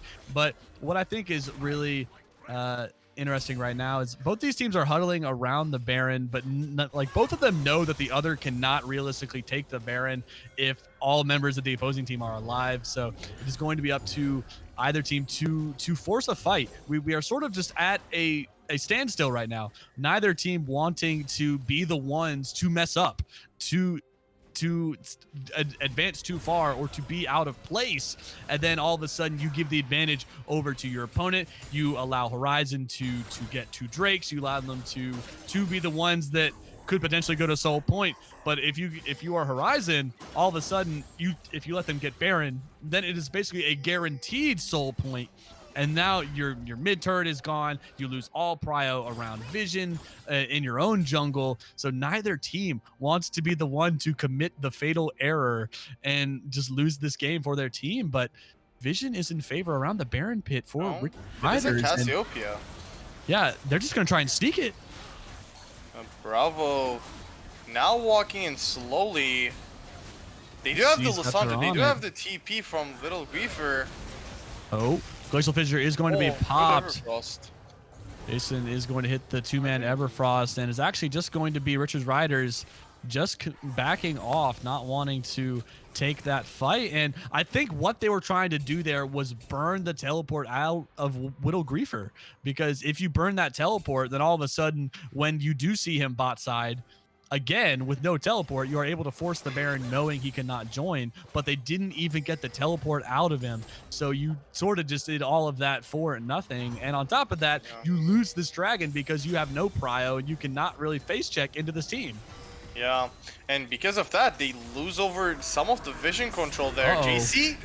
Holy Spartan goes in with the ultimate, a double knockup onto this Lissandra, who pops the ultimate onto herself to keep herself alive. Pops the Zonius as well to buy her some more time, but it's just going to be the death anyways. Melmo trying to get the lockdown onto Grant, but it is still Horizon that secure the dragon.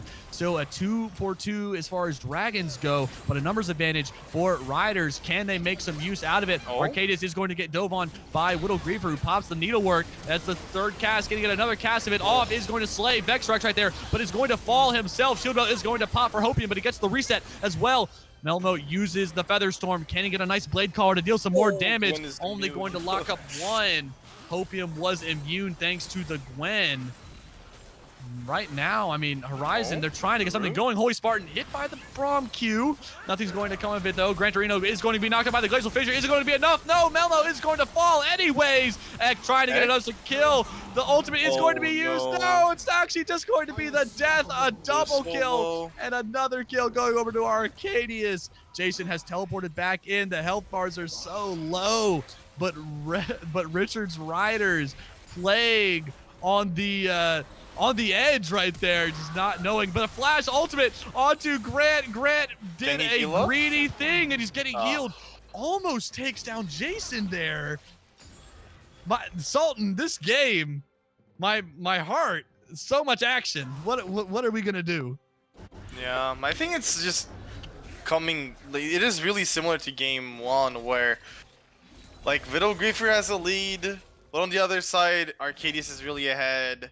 And then Horizon is just taking these fights where one of them gets caught, the other 3 doesn't want to back out too much, so they end up like committing to it, which the 4v5 is really close, but it's just not enough.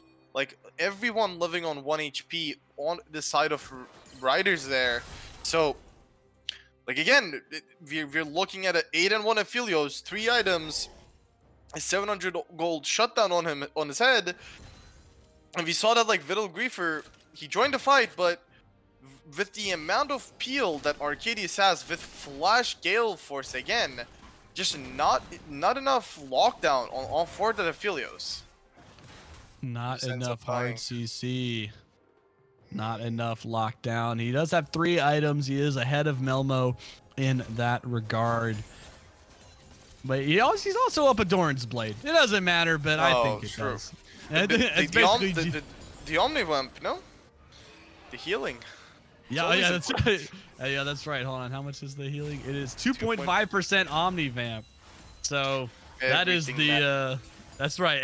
I mean that does matter when you're hitting some nice Aphelios ultimates onto 3 or 4 members of the team. That's a lot of healing that could be prevented, but he also has the Bloodthirster on top of that.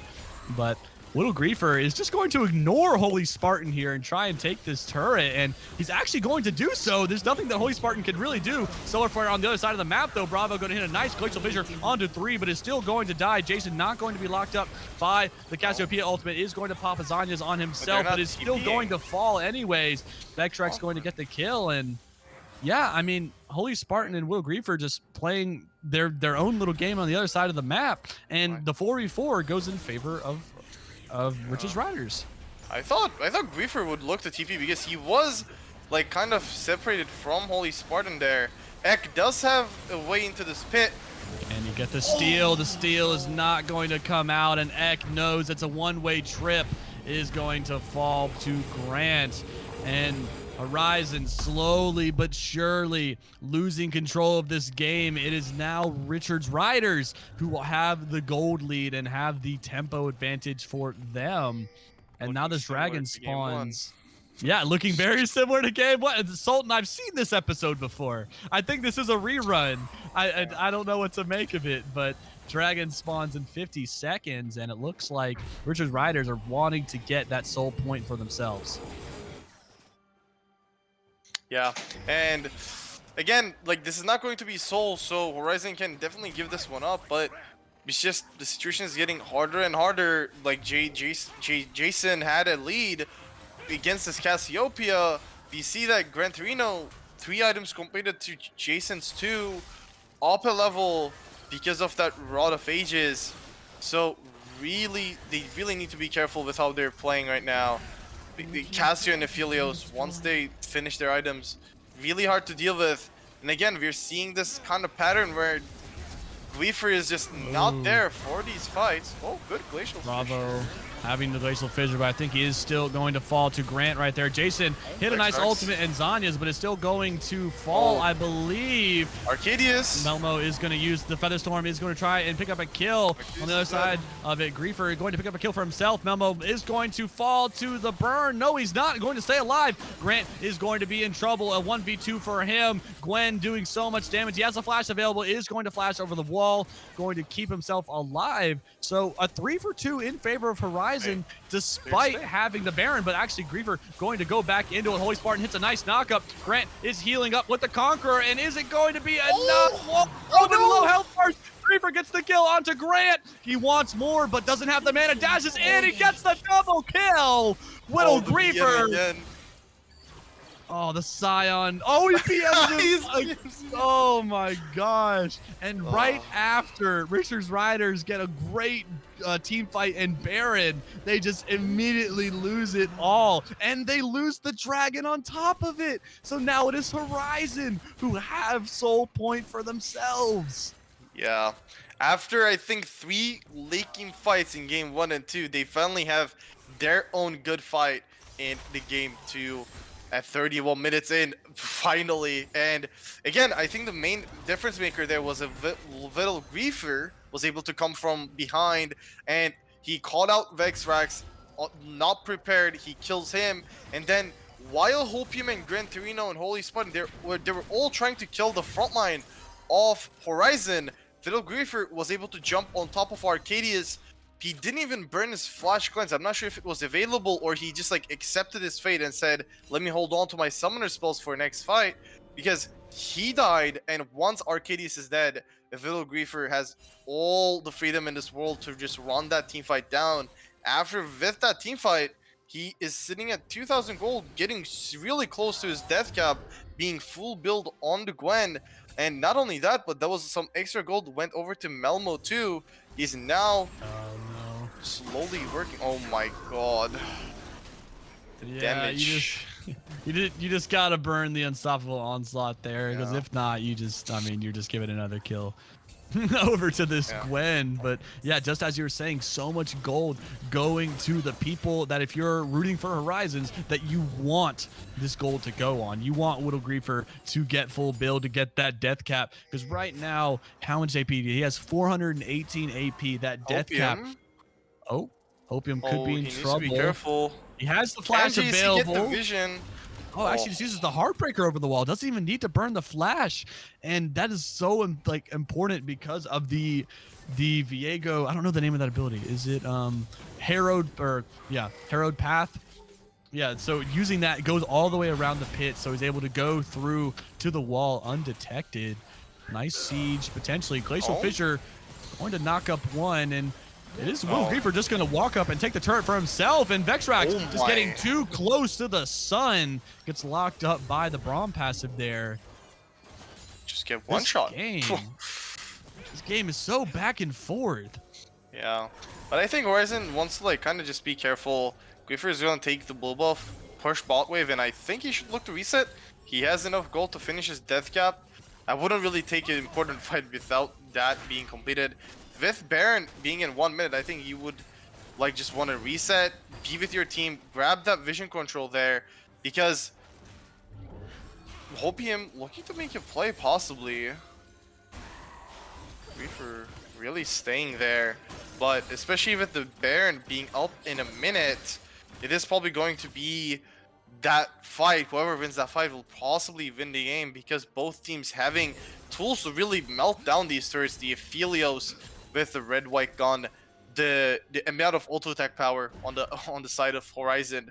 One fight might just say, okay, we're going to game 3, but who's gonna win it?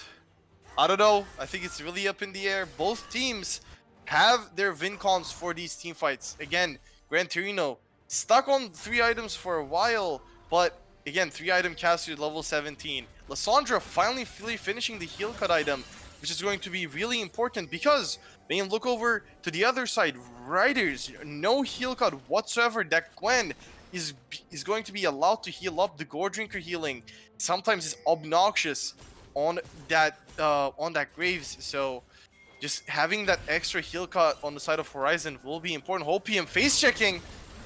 Ooh, needs to be careful. Does not want to get locked up by the Braum passive. He's just going to run out himself. Doesn't want to, because if you die right there, that might just seal the game with the Baron take, and then rotating over to the Dragon and getting Soul. So Riders, they're in a very tough position, because you can do potentially one of 2 things. You can wait for this Dragon to spawn and then take Baron and then just hope the Soul doesn't come back to bite you, or you can concede the Baron over to Horizon and take the Dragon for yourself, and yeah, you're on Soul Point 2, but now you have to deal with Baron empowered Gwen pushing in your side waves, and then you have to worry about the 4-man push that would presumably go mid, and then just try and destroy your mid turret. But not a lot of support right here, and it looks like they are going to go for the latter option. We see Vexrax. uh-oh.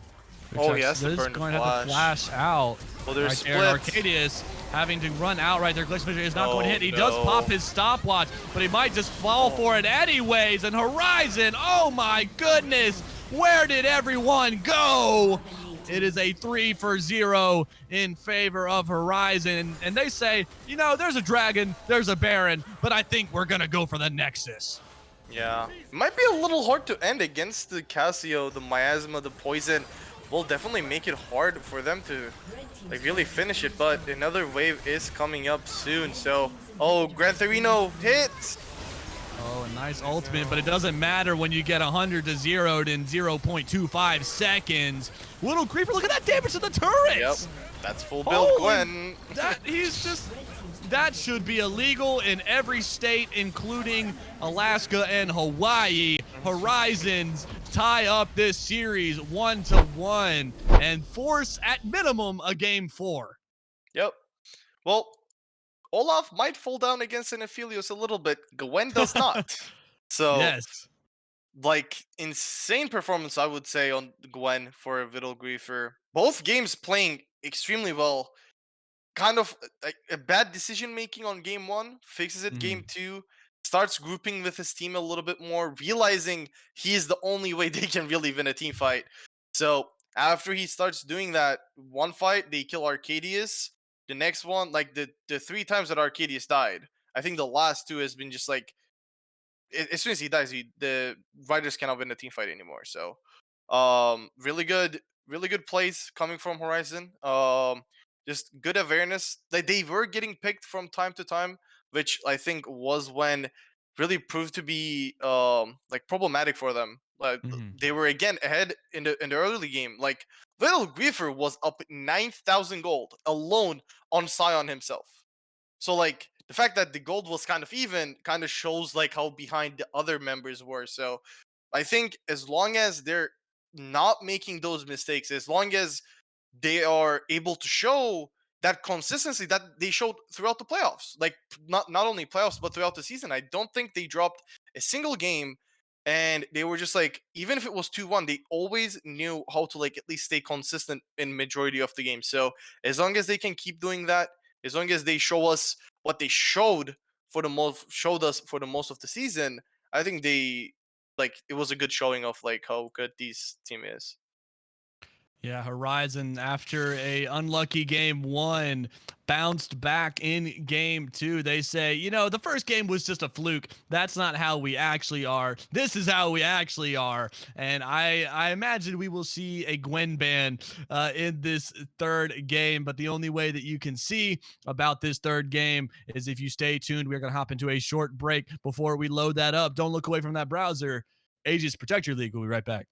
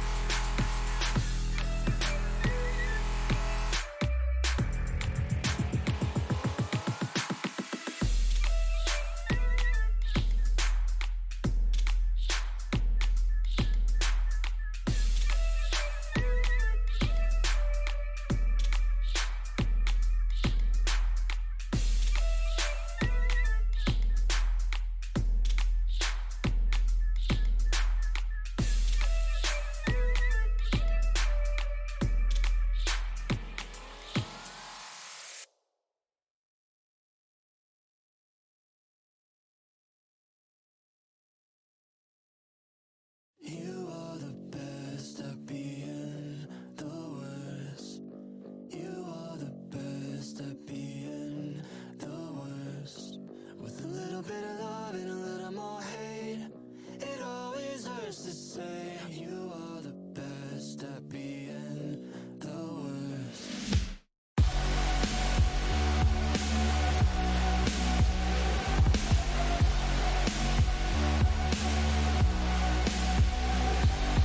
You seem so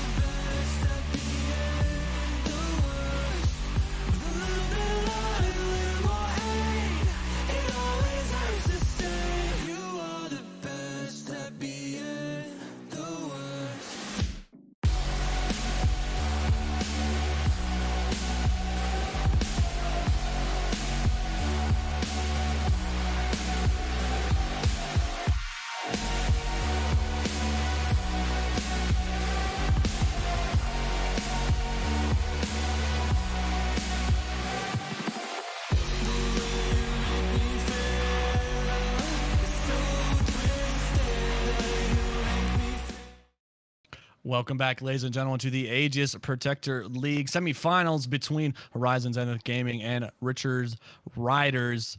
Right now, we are getting into the draft for game number 3, where Horizon bounced back after going down 1-0 after an unlucky game 1, but game 2 showing their dominance, especially with a Widow Griefer on that Gwen pick. And it does seem that Richard Riders are opting for the blue side this time around. They got side selection and are going to go for blue. And some similar bans from the first games. I imagine everything is going to stay relatively the same, though I would not be surprised if we saw a Gwen ban coming out of the Riders. Yeah, possibly second phase, I would say. Like, I think first phase banning a top laner. Yeah, I think Horizon is the team that would rather give their top laner the counter pick because of like, oh, they do actually ban Mm, the Gwen. You were yeah. right. Damn. Oh, But they I was like, left up there's the no way. they left up the Annie. So the Annie is going to go through.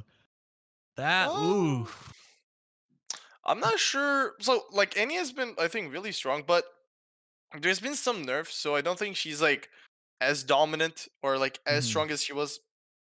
She's still really strong, but like there's definitely some weaknesses, especially as soon as the stun like is off. Like as soon as she uses this stun, she's super vulnerable. She's gonna get jumped and possibly die. So really need to be like you really need to be on point with when you're using your stun, when you're using your abilities. Mhm. Um because of their decently high cooldown, like especially the early levels, the W and E, and like not the high, but not the lowest cooldown abilities. It's not really spammable, or they're just gonna use it in the mid lane, so that's fair. We're still gonna see the Aphelios Leona, but this time we see the Xayah Rakan. I think it's the first time like they had Rakan game 1, Xayah game 2, but never really the Xayah Rakan.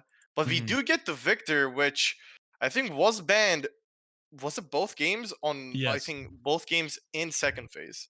Yeah, it was banned in second phase for games 1 and 2. So that is going to go through. Going to see how JC plays on that Victor. And now, because of that, you don't have to ban any mid laners anymore. You can focus your bans elsewhere. We see a Viego ban and an Olaf hover ban. So I don't know if that is going to go through. I imagine it will. Yeah, they do not want to see a Widowgriefer on that Olaf that is incredibly powerful, and a Hecarim hover ban as well. I think that will go through. I was looking at some of the recent Mm, games. It's actually J4 or I would maybe. It will be the J4. I guess it is because like both Zaya and Victor not really have any dashes to get out of the ultimate other than the flash. But I think Hecarim with and any mid might prove to be a little scary. It's just like a lot of utility. The speed up actually would probably be really useful for that any over there and for a possible Hecarim pick. But we'll see Yeah. what they really go for. But the Ornn also is gone. Although he has been showing off his skills in more bruiser and fighter type matchups, Little Griefer does play these like tanks really Mhm. efficiently as well. I think it's been one of the most played champions. Like when I was looking over his last games, he was like I think picked up a lot of Ornn games, and we will see the Sejuani. And this might be a flex pick potentially. Yeah, Um, I was just thinking that myself. You can flex that top or you can flex that to the jungle. And to your point about Griefer playing tanks in their series against Ashen Sunfire where it was a 3-0, he only played Ornn. He played Ornn 3 games in a row and they won every single game. So maybe the Ornn is on to something, but are some the Lilia, something completely mm, new, which I am a fan of. So I don't know if the Lilia is good into Sedge jungle. I don't know jungle matchups that well, but that does provide does throw a little bit of a curveball into Horizon as well as this Gnar will. yeah. Will I it go through? I think the Lily is good in the sense that they have safe laners that shouldn't really die a lot in the side lane. Mhm. At least until level 6. Like Camille after 6, especially with Sejuani, They should be able to kill the Gnar, but any Yeah. should be for the most part safe in the mid. So Lilia power farms, gets ahead of the Sejuani, and once you're level 6, if you get a counter gank off, Lilia's counter ganks are one of the strongest, I think, in the game. You get your sleep on to 3 members when they're trying to go into you, so they're just like, you can just pick off the ADC out of nowhere. So if they can play towards that Vincon, I think Lilia is like one of those Smurf picks that you would call from time to time. Gnar, Yeah. still, I think it's really similar to kind of Malphite in the sense that he can provide what he wants to in a team fight if you can handle the rage bar. Well, they still have the Aphelios Leona, which was like their strong point in both games, in game 1 and 2. Like Arcadius has been just really on point with his Aphelios gameplay. But again, Griefer is playing a champion that can get on top of the ADC. Olaf game 1, Gwen game 2, Camille this time. And once he's locked down, the issue is Aphelios cannot run away from the Chaos Storm. He cannot run away from the Rakan. So we're gonna see how Riders will try to play around that, but we will we will see it once we, I guess, get into the game, because both these games have been some sort of fiestas. Yeah, and I'm just excited because of variety. I didn't really like seeing some of the similar comps Yeah. from games 1 and 2. I mean, like I'm all for a good game, but I like having variety. I like seeing teams try new stuff, try new strategies. Say, okay, this worked in game 1, this didn't work in game 2. What is a compromise that we can have that is a combination of, or a addition of the things that worked and a subtraction of the things that didn't. So that Sejuani, you have Victor, you have Camille. Those are 3 absolutely new champions. Have not seen any throughout this series. Annie, Lilia, Gnar, more champions we have not seen. Aphelios, Rakan, Leona, Zaya. I mean, we've seen them. We have seen the Riders' ability to play Aphelios Leona. I don't think we are doubting that whatsoever. We have seen the Zaya. We have not seen Rakan for Horizon yet. I think I was don't. it game 1? Was it I think it okay? was it Yeah. was game 1. All right, yeah. And so we have not seen the pair of Horizon Rakan yet, Yeah. of Zaya Rakan yet for Horizon. So we'll have to see how well they are able to play that, just like you were saying a little bit earlier. But I think you were exactly right with this Camille pick, being able to dive onto Arcadius on this Aphelios, and I will be surprised to see if he does not run Flash. Because if you do not run Flash on this Camille, then yeah, you might have a little bit more lane dominance, especially against this Gnar. But if you do run Flash, you are able to make those flashy, pun intended, plays onto this Aphelios, where you use those cables, flash right onto him, so you guarantee the stun into the Hextech ultimatum, so you're able to blow him up 100-0. Because Arcadius has been the driving force for Richard's Riders. He has been their pivotal player, that if you get him fed, he's going to deal a bunch of damage in these fights. So if you're able to blow him up immediately, there goes a lot of Richard Rider's consistent damage. Yeah, you have Annie and Lilia, but Annie does a lot of burst damage. Lilia, yeah, she does a decent amount of damage, but if you're talking about consistent damage throughout a team fight that was always going to be there from a range, Thelios is your man. So if you're able to just destroy him before he can get going, then you don't have, that's one less thing to worry about. Yeah. And I think one issue that Riders kind of had with their first 2 drafts, they were a little too heavily dependent on just going melee into the enemy team. The Mhm. Viego, like the Silas, and like especially in the top side, that they're having the Scion and the Malphite. They were just diving onto Horizon, where they were leaving Arcadius a little alone in the backline. Now they're gonna have Lilia, who can play a little bit around the range, a little bit around her movement speed, and just like the space around her. Any really good peel, a lot of CC, staying safe again with some range available to her. Mhm. Again, and the same as Gnar. Like until the mega comes through, you will be just trying to poke from range. So Riders might be able to just play it a little slower, just pull the trigger when you have the mega, when you have the Leon ult available, and much better, I think, CC layer, much easier CC layer for them. And on the side of Horizon, just the same game plan. Control mage mid, and a more aggressive jungler, definitely. Like Sejuani, much more aggressive than the Graves. Than a Graves can be while ganking. So I will be just like keeping my eye on Ek and like how he's like really which lanes he's prioritizing. Mhm. And we will have to see how well he's able to run this Sejuani into the Lilia in this game number 3. It is not the deciding game, but whoever wins this game will only have to win one more before heading off to the finals. We're going to hop into a short break while we get everything set up here, but don't look away from that browser. Aegis Protector League. We'll be right back.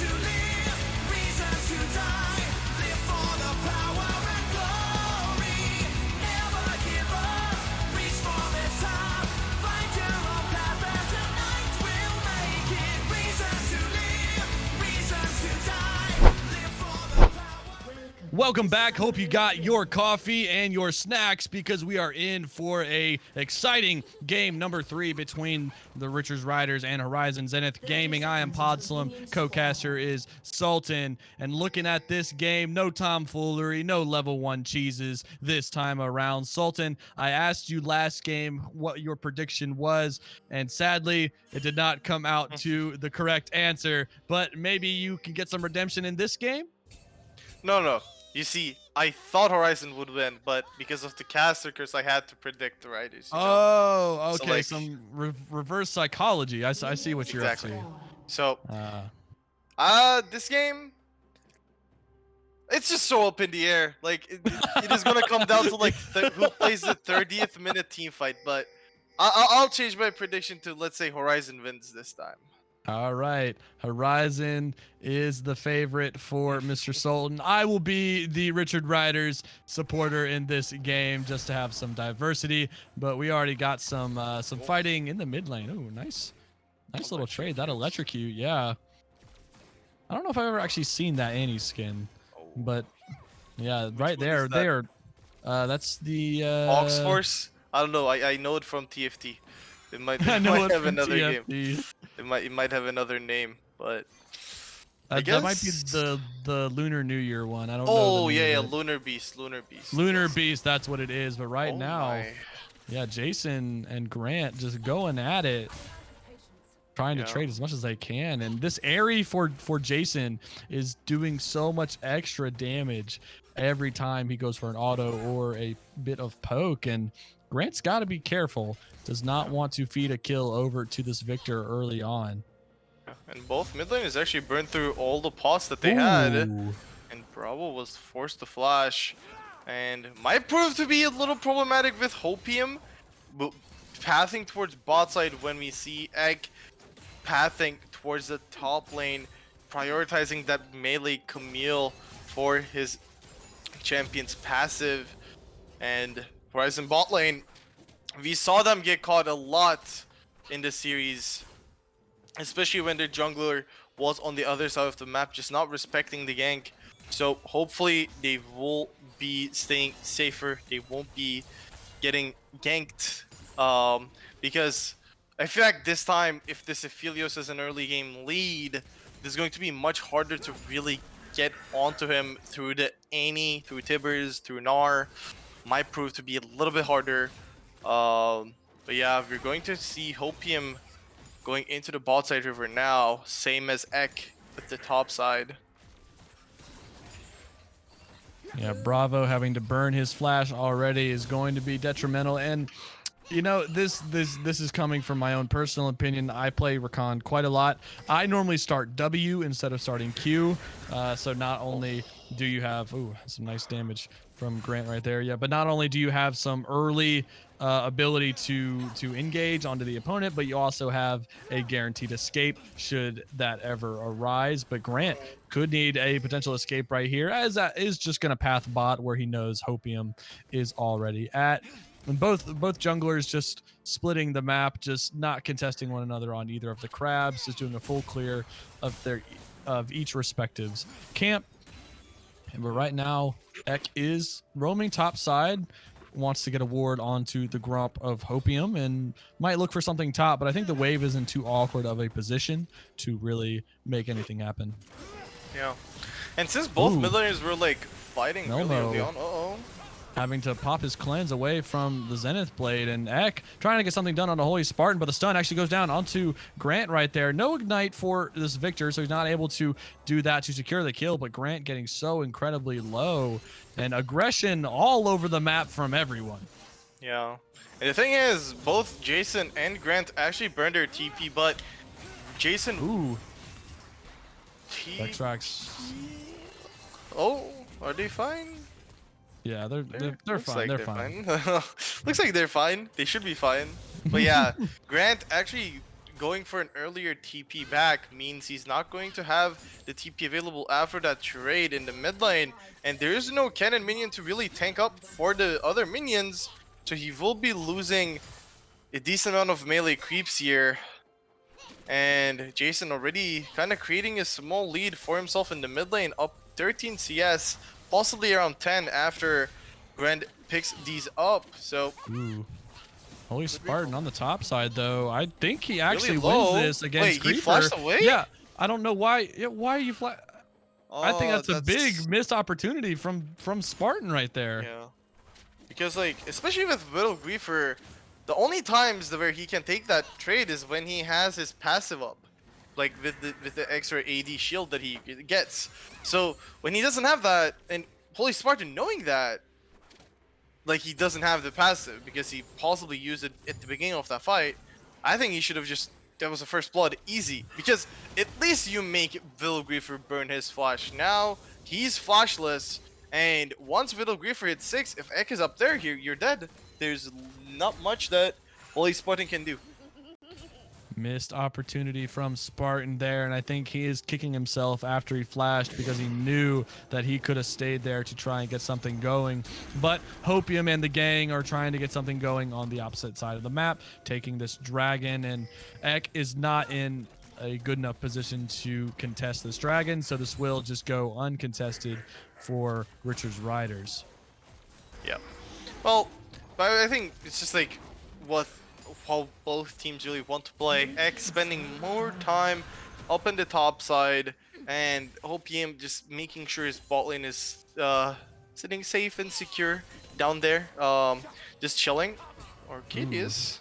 Arcadius I gets wanna be knocked up careful. by the grand entrance. Oh, but the root! He's going to be rooted, having to use the heal, and the flash is Oh, too the late. Ignite. First blood going over to Bravo.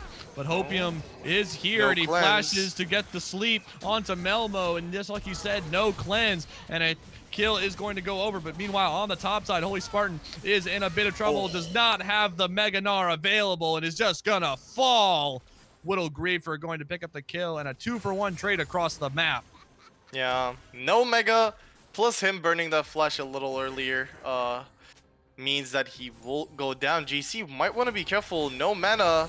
Vexax is here.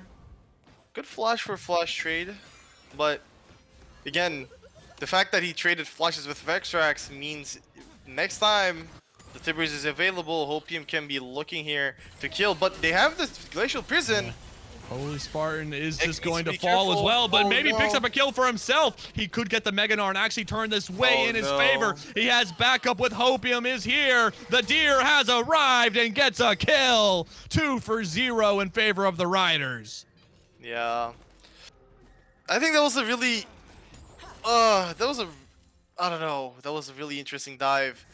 I don't think they would have to be really optimistic to really think that they could pull that dive off, especially with no flashes. Bravo misses the W, so nothing much will come out of it. But again, up top, you really want to use the Glacial Prison with the Sejuani.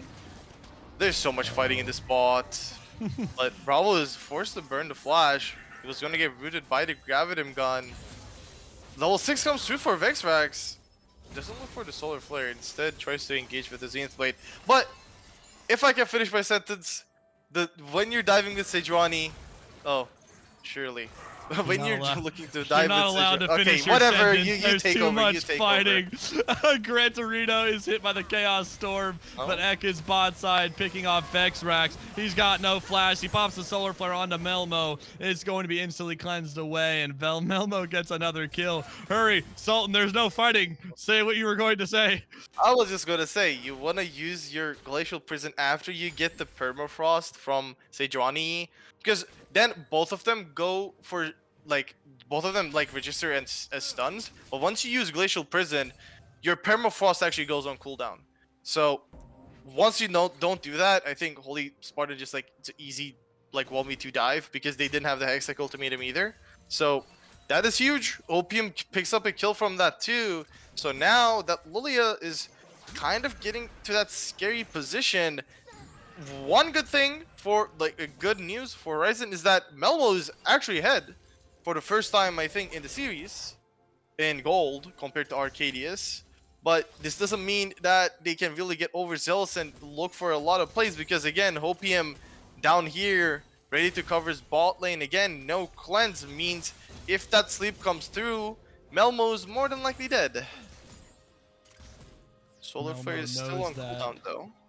And he does have the Featherstorm available, so if it does come to that, he does have a mini get out of jail free card. Oh, if that bowling ball had hit both of them, I would not be surprised if we saw the ultimate come out of Hopium to just lock them down. But he does have the Herald available, is going to use it down here to get some plates, some nice money into all three of their pockets.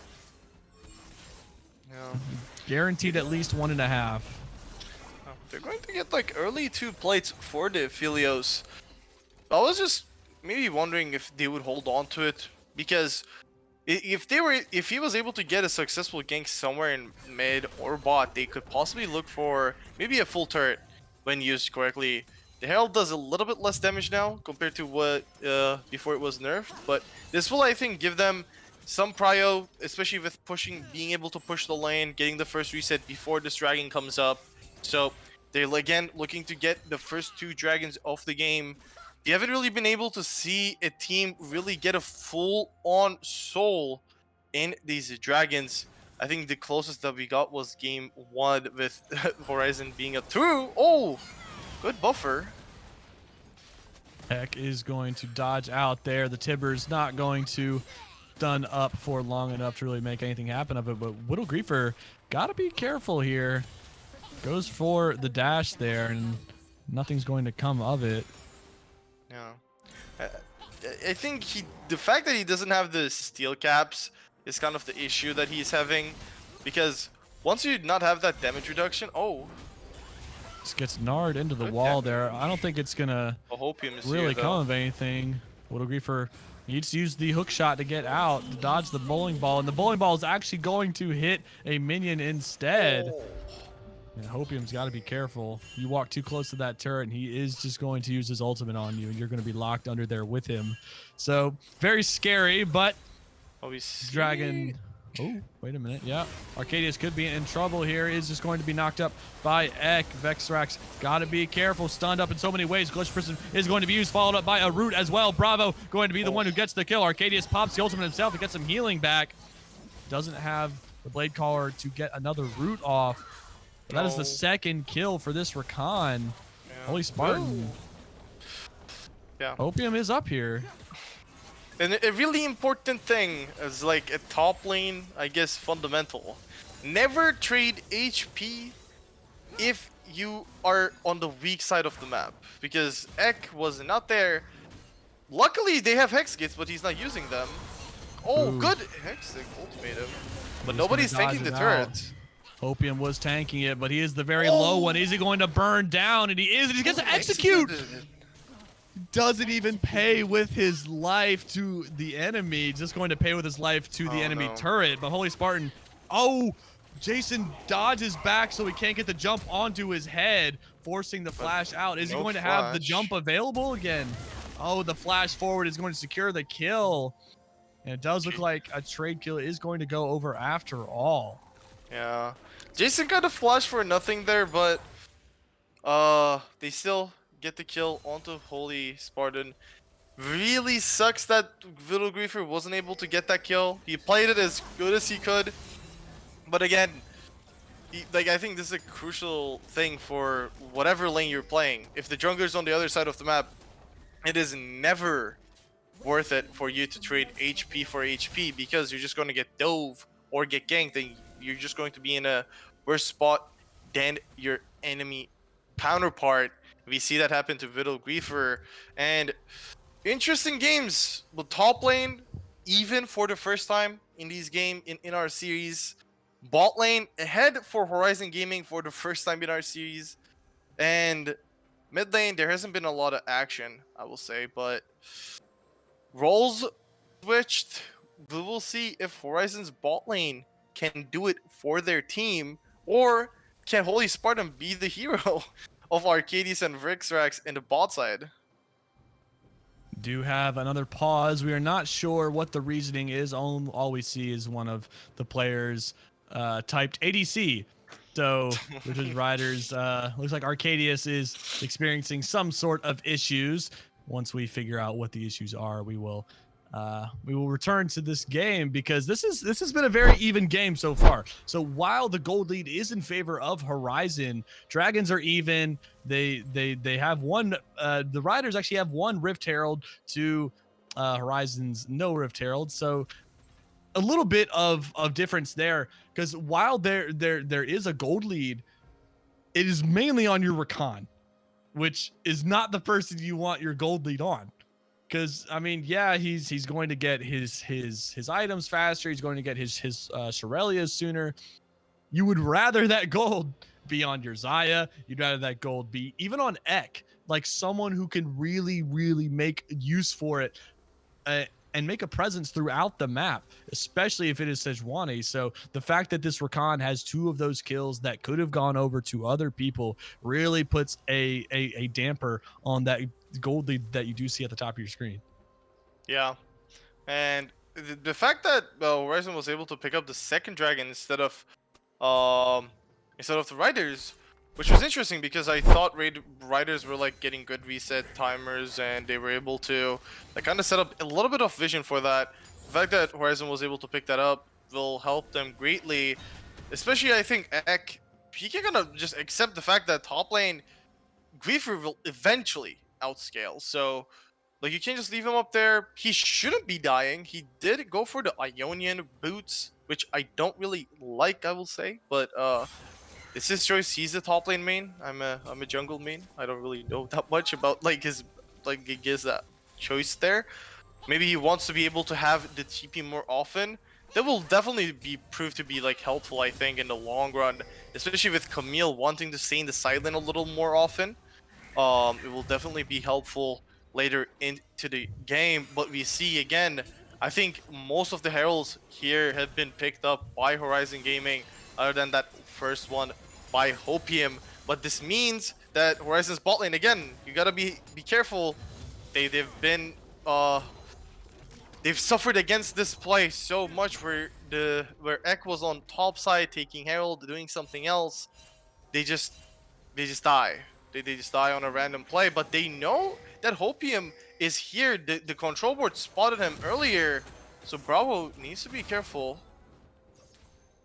The Gravitum gun is also available, so if they get slapped, they might just get CC chained, but Gran Torino was moving. He needs to be careful. The Glacial Prison just can kill him, but they're not looking for it. Yeah, they know that the jungler is here, so it would be a 2v2, not a 1v2. So you don't want to give over anything that you do not have to give over.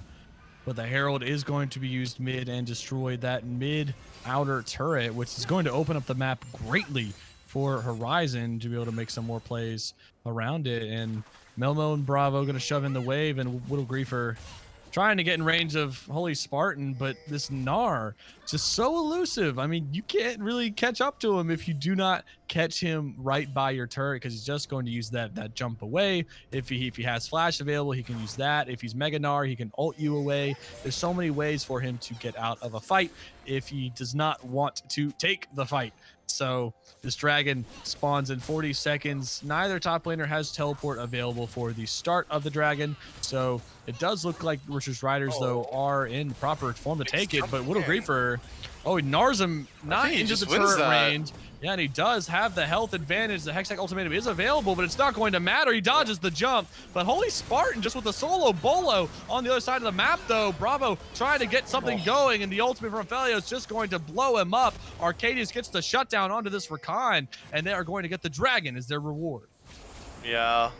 I'm not sure what Bravo was really looking to do there, but again, nonetheless, a failed attempt on that engage or even surviving there, and not much really burned from the side of Riders, so they're still going to be able to pick up this dragon. Plus, Holy Spartan is able to pick that top lane turret there, and Weaver kind of overestimating his power, I think, here.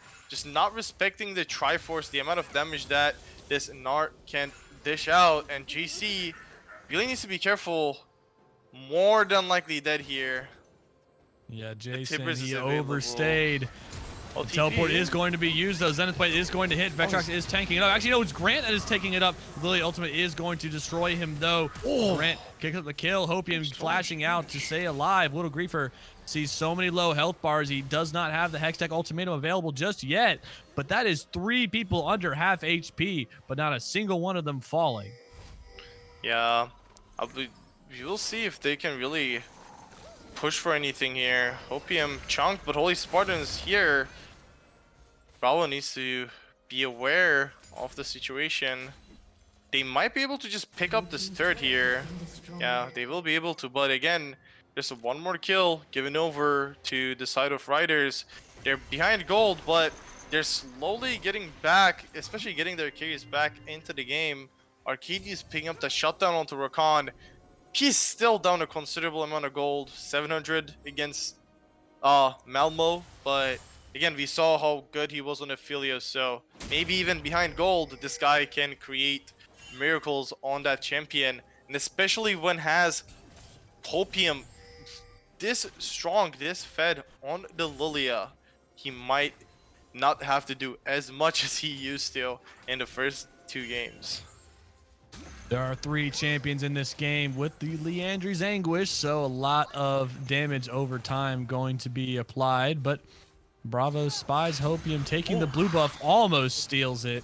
That Rakan would have said thank you very much, but does not get the chance to BM right there. And something that I want to talk about Bravo, he is a very aggressive support, as we have seen the past 3 games, and that is both a blessing and a curse, because you can make plays for your team and do so much in these fights, but you can also find yourself in a bad position and just give a kill over when you really don't need to try and force anything. So you have to take the good with the bad if you are Horizon at this point. So I mean, he is sitting at 2-1-3, has 60% KP with his team, and with Rakan you can do so many nice plays, but against this team that has so much hard CC, you have everyone on this team can use hard CC at some way, shape, or form. You have Gnar, you have the Lilia Sleep, you have the Annie stuns, you have Arcadius if he has Gravitum, you have Vexrex with 3 different ways to stun you up. So Bravo really has to pick and choose what times he goes in, or it's the difference between a potential team kill and an ace, and you just inting over a kill. Yeah, kind of similar to Healy saying, I would say. The most known, like, the plays either looks like a complete int, or you're just like, this guy is so like 5-head incredible game playmaker. Fortunately, this game I think they've been mostly on the good side. Yes. Especially game 1 I think was one of those games where he was struggling, but little Griefer jumping in. Hopium is here though. Yeah, not realizing that this Lilia is here. The teleport from Jason is going to come in by a counter teleport out of Grant. Ek is here as well as a right 3v3, but Holy Spartan going to pick up the kill onto this Camille. The Gnar into the wall, trying to buy Grant some time. Jason going to pick up the kill onto it. Bravo has arrived. He pops the quickness, and the Grand Entrance is going to lock him up. Gets the shutdown for himself. Vexrex is in trouble, going to get locked up and stunned up as many ways as you can say it. It's only going to be a 2-for-1 with Horizon getting the better end of it. Yeah, Riders looked, I think the fight in the beginning looked really good for the Riders, and they were able to take, basically kill Little Griefer before Jason can even finish out the TP, but Jason really strong with that Victor, with having, he had 1.5 items, he has 2 items now, but Leandry's completed, dishing out a lot of damage on that Victor, and he just gets the job done. Bravo actually comes in right on time to save Ek in the front line, charms up the remaining members of the Riders, plus assassinates, I think it was Gran Torino there. So really good job of following around. Eventually the whole team for Riders was rotated towards that bot side, so I think Melmo was also able to pick up some free CS in the mid lane. And with the next dragon already available to take, you will see how these teams will be looking to approach. Does look like the Riders have prio over the river right now, but what will Horizon do? Will they try and contest it, or will they just concede the dragon? Looks like they are just going to concede it. Yeah, Griefer is on the flank, but I think he is just going to opt to not try and contest. But it does look like Horizon have the inside track onto this turret and are actually going to trade the dragon for the mid-inner turret. No. I think I'm not sure if that's a good trade for them. Just for the sake of, like, now the enemy team is sitting on a Hextech Soul, and your one mistake, one bad team fight when that dragon is coming up or available will result in the enemy team having an Hextech Soul, where it is already rough for the side of Horizon to really get on top of I think the Philios. So in the late game with Hextech Soul, I think it would be even much harder for them.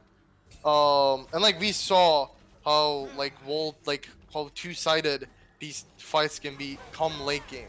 Oh, Ooh. Solar Flare is going to try to be used on Bravo, and Bravo as well as Ek are going to be locked up by the Lilia ultimate, and goodbye, Ek. Arcadius gets the kill. 2 teleports are going to be used again. Jason is on the flank. He's actually just going to assassinate Grant right now. No, he flashes out to stay alive, and it does look like it is Jason who is going to be the one to die here. Arcadius gets another kill. Holy Spartan going to stun up 2 with the wallop. But the storm is going to be used, but nothing is going to be hit there except for a nice little Tibbers, and it does look like Richard's Riders are rotating towards the Baron now. This is a very dangerous call. So many low health bars. I think Vexax might just die to Baron if he stays in the pit. He is going to have to run out. More chunked. Melmo is here. Little Griefer trying to get something going, but the smite from Hopium is going to secure it. And Richard's Riders getting themselves a Baron. They're on Soul Point. They are just sitting pretty, Sultan. Yep.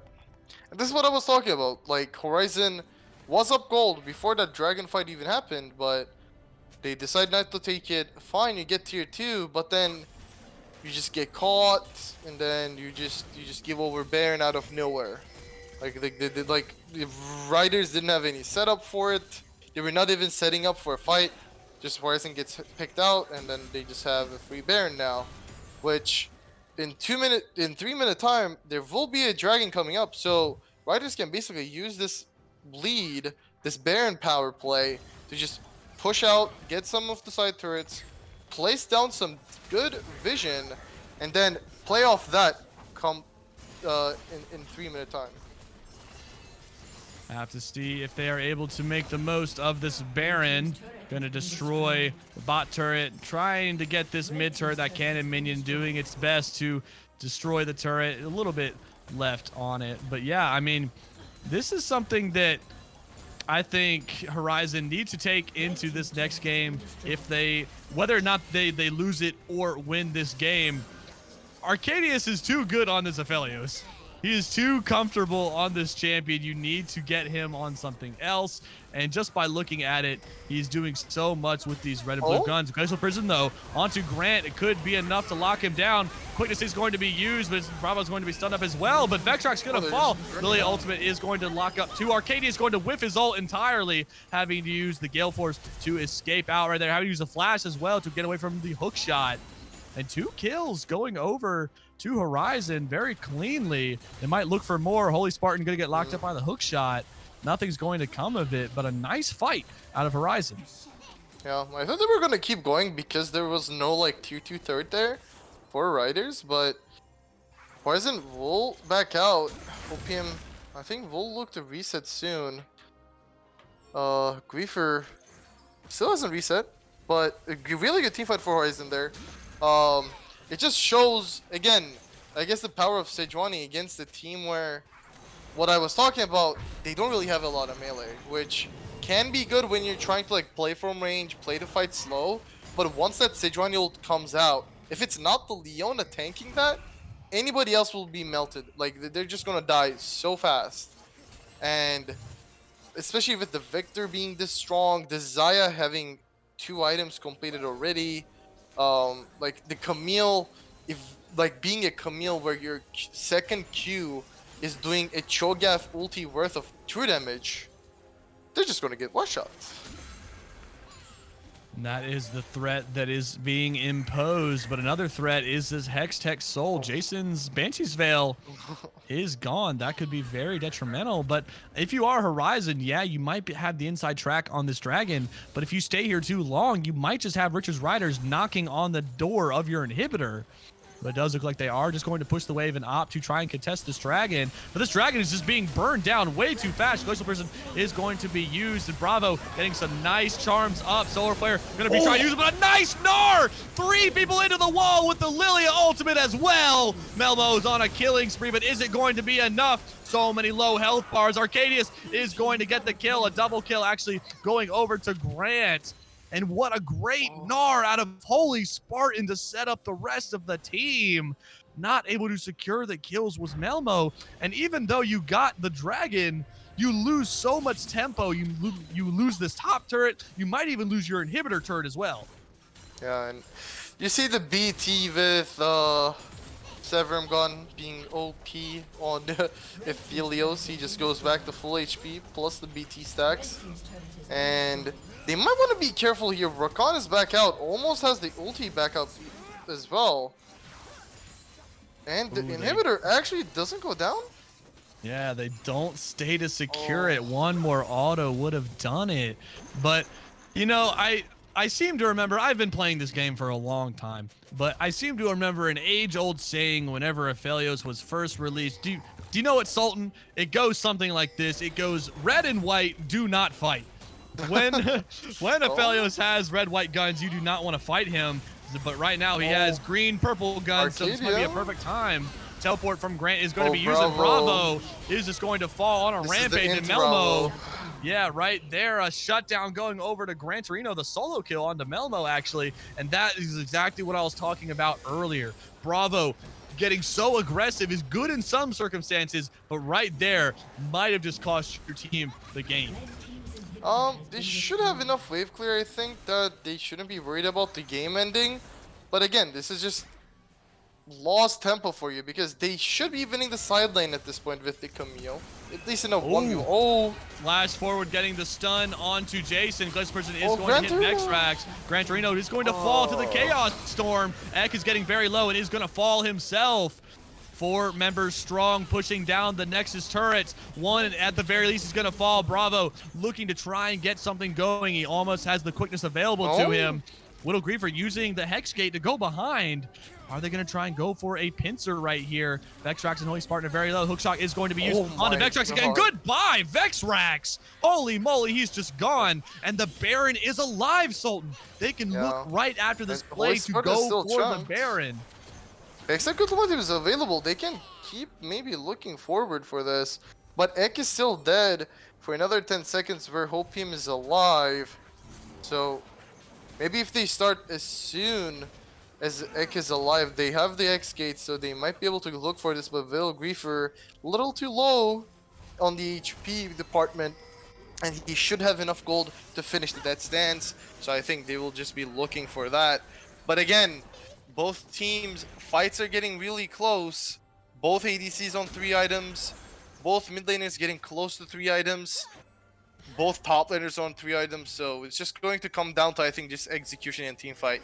Because we saw if the Sejuani gets a pick onto one of the squishy members of Riders, the fight is really hard to play for Riders. But then, if Holy Spartan does one of those great Gnar ultimates that he was able to pull off in that one dragon fight, then the Riders are just going to demolish these team fights, right? So, again, another game where we're at 30 minutes in.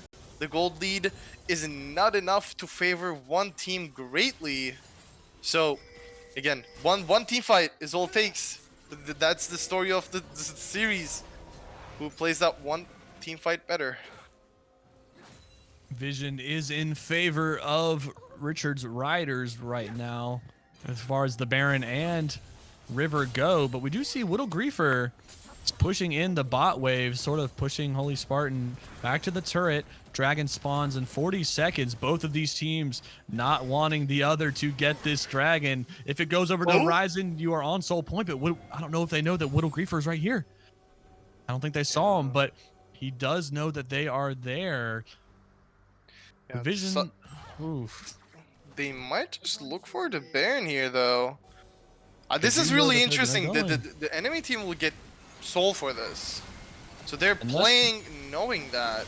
Unless they're able to burn it down too quickly, but the health bar on the Baron is going down so fast. Can they get in to do it? Teleport from, a smite is going to do it, but the teleport comes in late. Egg gets the kill onto Gran Torino. Arcadius is very low himself. They almost assassinated him. Jason gets another kill as well, but the return kills come the way of Richard's Riders. They're able to get something going. Can they do anything? No, they're actually just going to run away. Horizon gets a kill. Arcadius gets 1 kill for himself. The 4v2. 3 kills going over for Horizon. I misspoke earlier saying Richard's Riders got some kills. I thought they were return kills, but nothing had actually been secured until that kill onto Widow Griefer. But it does look like this Hextech Dragon is going to be secured as well. And Horizon have just evened the score a little bit. 3 dragons apiece, but now they are the ones wearing purple. I was surprised that Riders were like not taking that trade-off. Like, just give over the Baron. You get Soul. Like, the enemy team, it's just going to be so hard for Horizon to teamfight you if you have the Soul. But they agreed for the Baron. Like, they tried to contest that. They're face-checking into Sejuani, and Arcadius walks up a little too much, where I think Bravo was able to get on top of him, so he wasn't able to do as much in the team fight. He does eventually pick up a kill off, I think, if Little Grief is a little greedy play, but I think it's a full-on negative, like, it's just not a positive play for the side of Riders. Like, they could have been just sitting on Soul, no kills given over, but the Baron would still be on Horizon, and instead they give over the Dragon, and they don't really get anything in return. Instead, they go for, I think, 3-4-1. So, I mean, look, from that standpoint, it's going to be hard. Bravo burns? I think he was okay. I don't think he needed to burn the quickness there. But I think what was going through Horizon's mind was, we have time for both. Even if they only go for the Dragon and don't contest us for Baron. Because I think they killed the Baron with still like 20 seconds left on until the Dragons spawned. Yeah. So I think they had enough time to rotate down to contest it. But yeah, I mean, Richard's Riders, they're just not all on the same page. Holy Spartan with a very late teleport onto the fight and ultimately gives it over. But Hopium gonna get locked up by the Hextech Ultimatum, has to pop the Lilia Ultimate, and the Cavalry has a ride for both teams. Ek trying to get something going. Little Griefer is going to fall to Hopium anyways. Melmo uses the Gale Force forward to try and kill Vectrox, but it's not going to happen. But a flash from Ek will secure it. Holy Spartan trying to get something going on the other side, has the Gnar available, jumps forward, is not in range of anyone to get anything. Melmo gets the shutdown, and now it looks like Horizon might be poised to take some of the base of Richard's Riders. I don't know if it'll be the end of the game, but at the very least, they could push for an inhibitor, and they're actually just not opting to push through top. Yeah.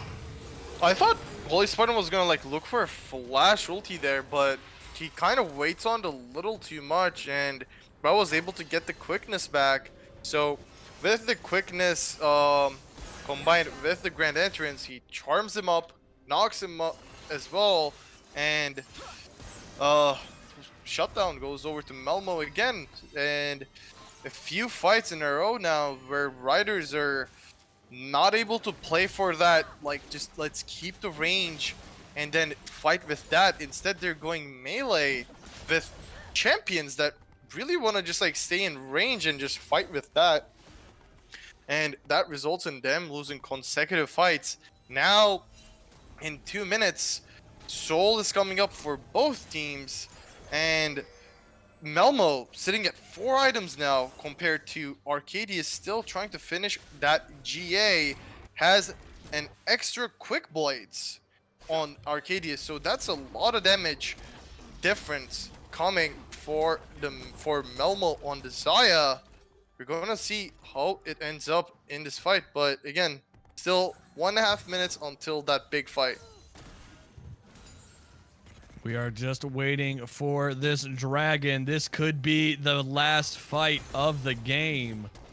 Hextech Soul would mean the difference between doing a lot of damage and doing a ton of damage in these fights with that chain lightning. Rest in peace, Static Shiv, for all my my old heads in the chat. But it does look like Little Griefer trying to get something going top, trying to just take some pressure away from the other side of the map. But I mean, it's just going to be cleared up by Holy Spartan, who does have his teleport available, all teleports except for Jason, who actually just used his to get, I guess, to the dragon quicker. I don't know where he was, if he had just recalled or something, but he himself is sitting on 4 items as opposed to Grant's 3.5. Grant trying to get that Void Staff finished, but that Shadow Flame is online for Jason, as well as the Rabadon, so he's going to destroy any type of resistances or health that is on the side of Richard's Riders. Dragon spawns in 15 seconds. Yeah, and especially like Jason has been, I think, the secret carry in most of these team fights, dishing out so much damage. with the Chaos Storm, especially when the side of Riders are just focusing heavily on the armor department. So Jason, really important, especially with the poke, but gets hit by the Ooh. slipping lullaby.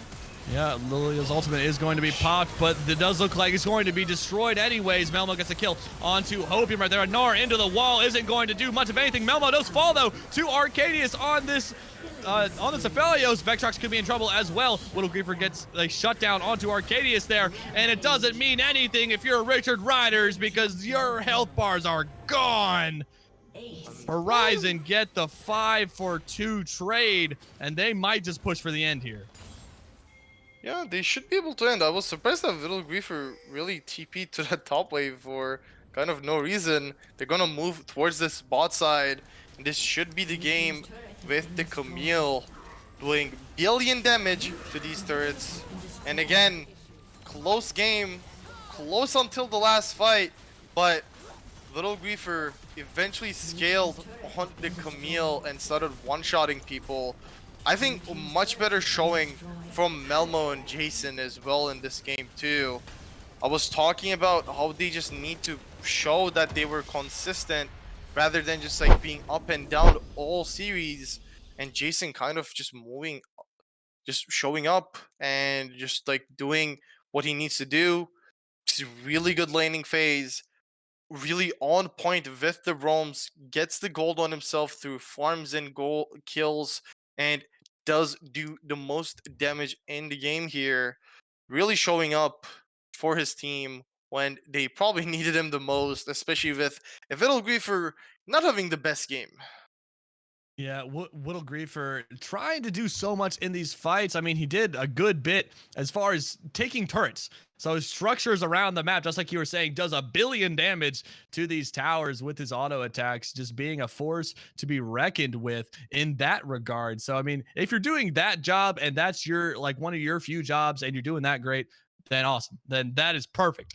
But the rest of the gang did so much in these team fights. I mean, you have Ek, which is being a beef boss in the middle of it all, soaking up damage, dishing out stuns with with the E and the glacial prison. You have Bravo, who at times made some pretty questionable plays, but ultimately did so much with the quickness, with the grand entrance, just being able to knock people up, being able to charm them and pull them into the rest of the CC. And I think you are exactly right with the unsung hero of Jason on this Victor, just doing so much, 6, 3, and 12, doing so much damage in these fights, just destroying anyone. And I think something that is so crucial is that Banshee's Veil that he bought, just denying Hopium from pressing that R anytime he hit a bowling ball on him. Because all right, I mean, you hit one, can you hit two? Because the first one was just negated by my Banshee's Veil. So such great teamwork out of Horizon to put themselves up 2-1.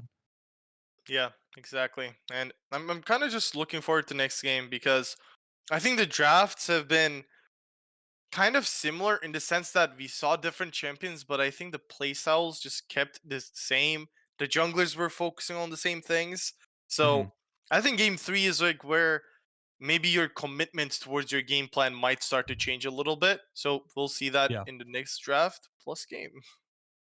Yeah, we will have to see what game 4 looks like. Will Horizon close it out in 3-1 fashion, or will we go to the all but reminisce silver scrapes for a game 5? The only way you can find out is if you stay tuned. Don't look away from that browser. We'll be right back.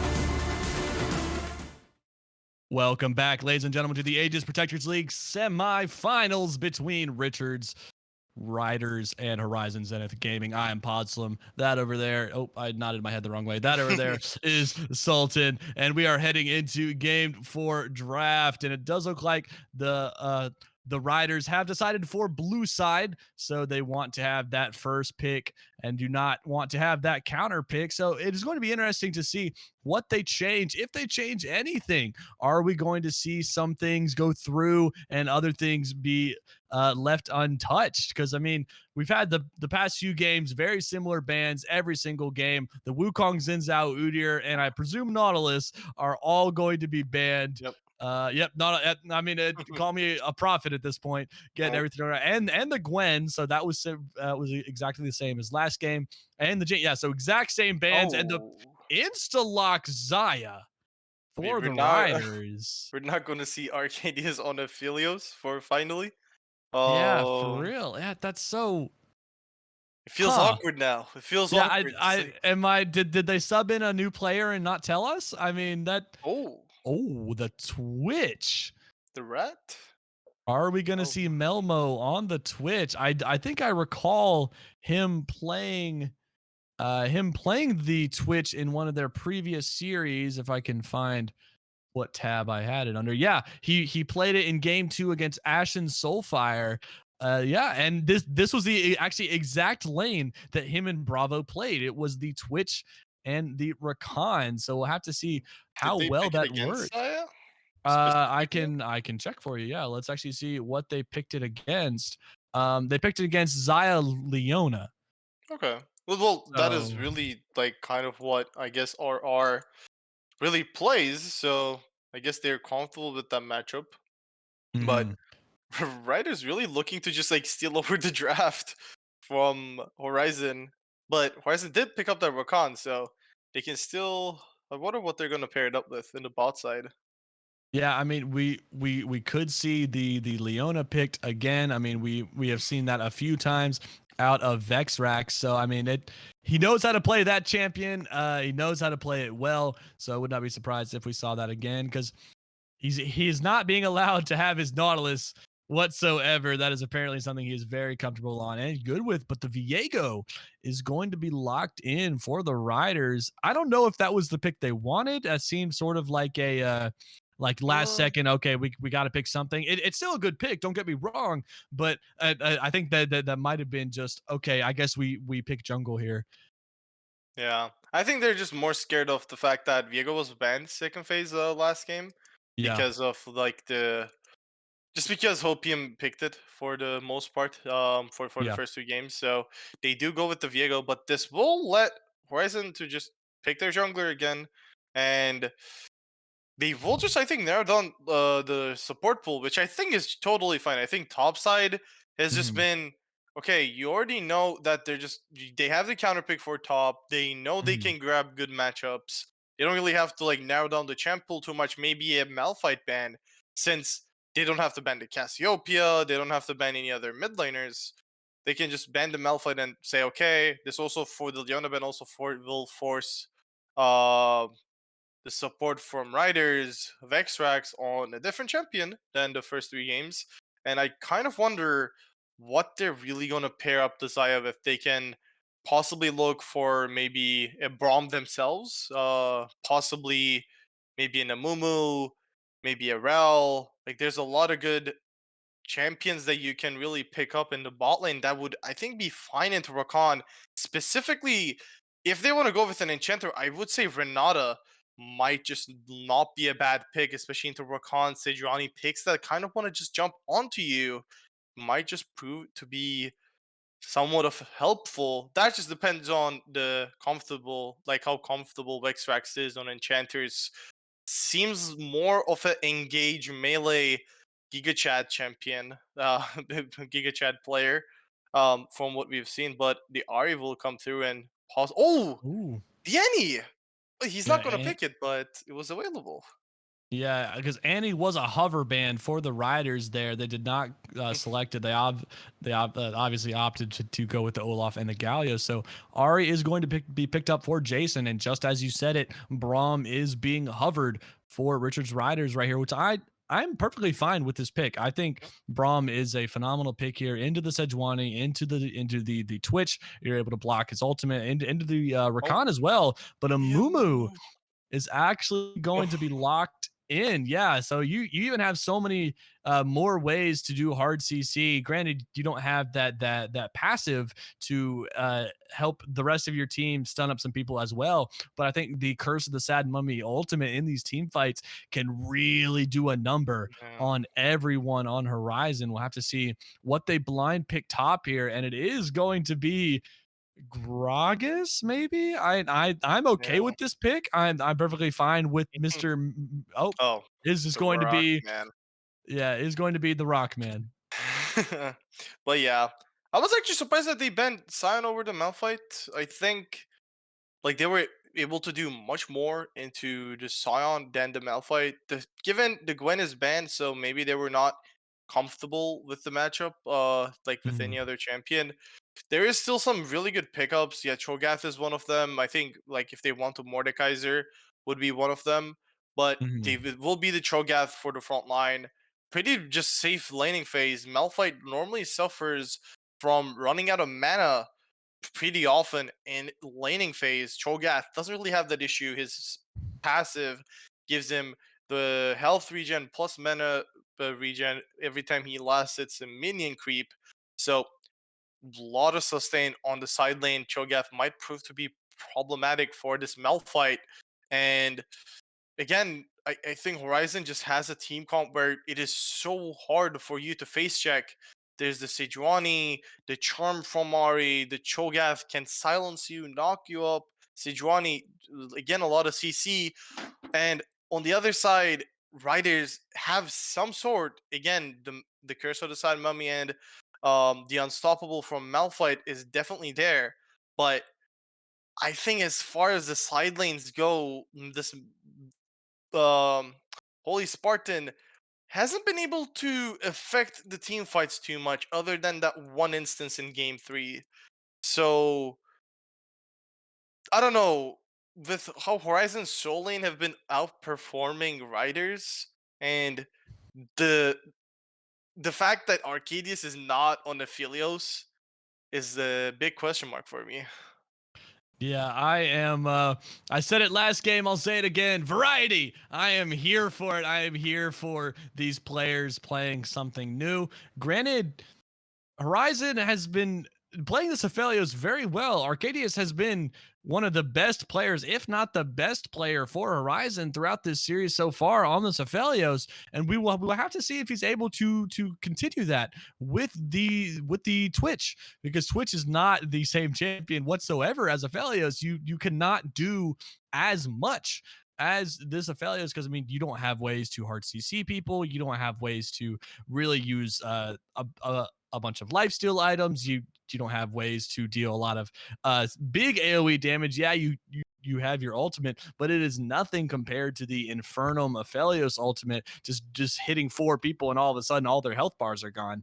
Um, but if you do give a few kills over to Arcadius on this Twitch, he will do so much surprising damage. This rat does so much if you give him a little bit of gold, if you give him a little bit of a lead. But I mean, into the Amumu Zaya, you can lock him down fairly easily. It's now, I mean, it used to be like a Mumu only has one charge on his bandage toss, but now that he's got two, he can lock down Twitch, and then about 4 seconds later, lock him down again, and then by that point, he's probably dead. So you don't have to worry about him too much in that regard.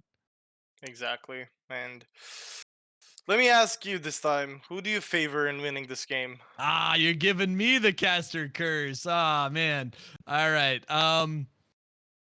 I I like Richard's Riders draft a lot better because of one factor, and that is the team fight factor.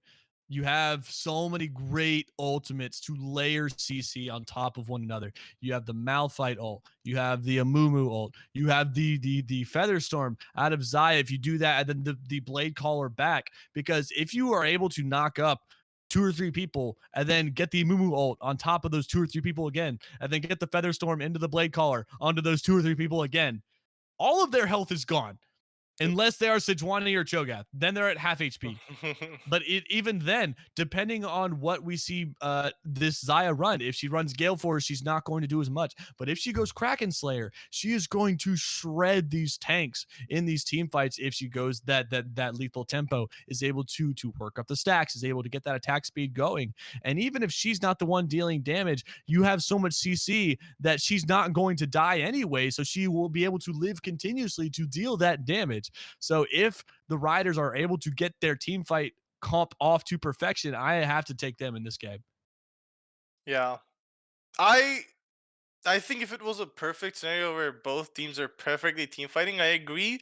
But the fact that the teams have not been team fighting perfectly, and I think the fact that especially the soul lanes, which I think matters the most for Yeah. RR here, because we saw what a Victor can do in game 3, but in the hands of JC. And Yeah. we saw, like, we know how disruptive a Malphite can be, but can Ryder's soul lanes can actually accomplish that? Because I think both uh, uh wait, I forgot his name. Oh, Arcadius. Okay, Yeah. Arcadius and Hopium has been like putting out really, I think, consistently good performances in almost all 3 games.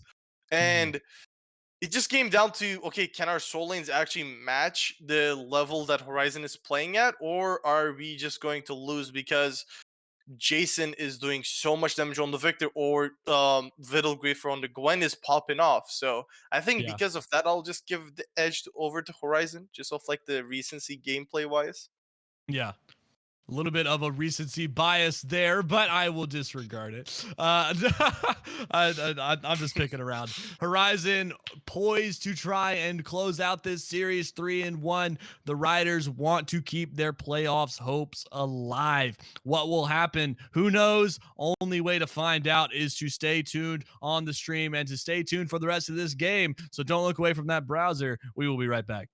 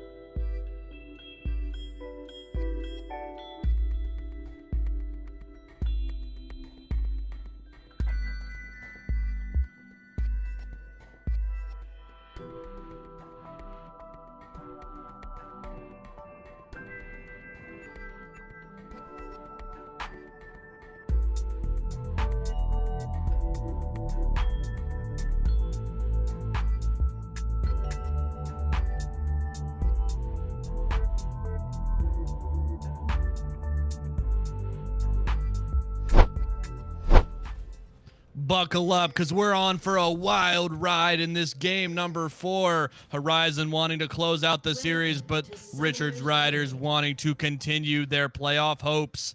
And might look like they're going for a little bit of a cheese. I wonder what kind of cheese. But Might get caught. there are a lot of bait pings, my ears. They see them, though. They are aware. At least they made it sure. They're like, okay, guys, they've been oh, another bait ping. I'm hoping that those bait pings for just pinging the enemy team off, nothing else, you know? Yeah, that's actually the one ping that you can do that the enemy can see. So it's actually just like it's actually truly a bait. It's like, all right, yeah, I'm gonna ping so you know where I am, and then I'm gonna see if you actually come and try and fight me. Oh, this they just keep doing it. Oh, I'm here for it. I remember whenever they first introduced that ping, I spammed the snot out of that one just because I thought the sound was funny. Yeah. And also, it is the one ping that you can use a little bit of like just good friendly banter within your team. But again, I think you were mentioning just like the lethal tempo on the Zaya. So when you look at the runes, I think it's mostly just normal, just nothing out of the ordinary. The cleanses again for both ADCs, where a lot of CC on both sides might prove to be problematic for each of those ADCs. I wonder if any of them will really get to play the game. Ooh, Bandage dolls. Yeah. Didn't need to burn the cleanse because that's not enough damage just yet. But Vixrax does have the ignite, so he is going to be super aggressive if he is given the chance to one-shot Melmo. But Melmo does have the cleanse, so is able to get that off real quick. And Bravo and Melmo just having to concede the level 2 advantage over. Do not want to give a quick kill over to Arcadius because we know what the man can do on Aphelios, but can he do it again on Zaya? Yeah. And I guess an interesting thing that like Bravo has been consistently starting with his Q on the Rakan, which I think is not too bad, but like it kind of I think gives out the Griefer almost inting himself over to the turret, and now Holy Spartan, he might just get one shot. He has the passive shield though. He needs to be careful. Too many knockups will destroy him. But I mean, I think Holy Spartan, I think his window of opportunity to try and kill Griefer there has already passed because he's healed back up with the grasp and with his passive. And Holy Spartan taken so low. Oh, the silence almost stealing enough damage. I think he leveled up. I think that's actually how he survived right there. No, but Opium and Ek, I think for the maybe one of the few times in the series, Ek did path down towards here, so he is here to cover his bot lane a little bit. Opium has to surrender the Scuttle Crab, which might give the Ek the edge to get the double crab over him. Small lead, small wins, but again, those Scuttle Crabs mental advantages. If you double crab a jungler, that is a huge mental advantage. As a jungler, I can approve that. Getting over double crab is just like, guys, GG, you lose the game. They got double scuttle. It's like, that's how it goes. But and even on top of all that, Hopium, he was sort of like debating which way he should go, if it was towards mid lane or if it was towards the Scuttle Crab. So it made him just ultimately lose the second crab. I don't know if he had to lose it, if he had just beelined it straight for the crab, but yeah, it does get double crabbed. It doesn't really have much of any more jungle to farm. He's gonna, I believe he's on his Gromp right now. I believe that did respawn, but I mean, ultimately down 10 CS already to this Sejuani. So Ek doing very good in that regard. yeah, And another thing, just the decent, small advantages for laners of Horizon creates a 300 gold lead. Not much, a kill worth of gold, but we see Hopium in topside taking a decent chunk of damage. Ek is almost here. Yeah, I think they do realize that the Sejuani has arrived since they are recalling off, or sorry, backing off of the play. Haven't recalled just yet, but Holy Spartan wants to not give any kills over to this Cho'Gath. He's already going to be having so level much 6. health. Yeah, he does have Needs to this be level 6 careful. advantage, but if he does get the ultimate, and nope, just gets nommed right under his own turret. Holy Spartan not paying the respect to Griefer like he should, and ultimately gives a stack over to this Cho'Gath. No. I would. The only thing that makes sense is that he doesn't really know how much damage the Cho'Gath ulti does at level 1. Like it's just so much, especially like when you're level 5, you don't have as much HP in your, like, you haven't bought any HP items. That is basically almost, I think, half your HP in that Cho'Gath ultimate. So, not paying the respects does hurt back. But Ek needs to be careful. Oh, the stop of the grand entrance over the wall. It does just get the dash out, though. And yeah, I mean, I think even if Holy Spartan doesn't know the amount of damage that Cho'Gath ult does, I still think the level 6 to level 5, you need to pay that respect regardless. Especially when you had that big of a minion wave crashing at your turret. I mean, you cannot afford to lose not only the gold, but the amount of experience from that wave. And he's down 11 CS right now. He's not even level 6 yet. He's still not level 6. So, I mean, I think right there is already, he finally hit level 6.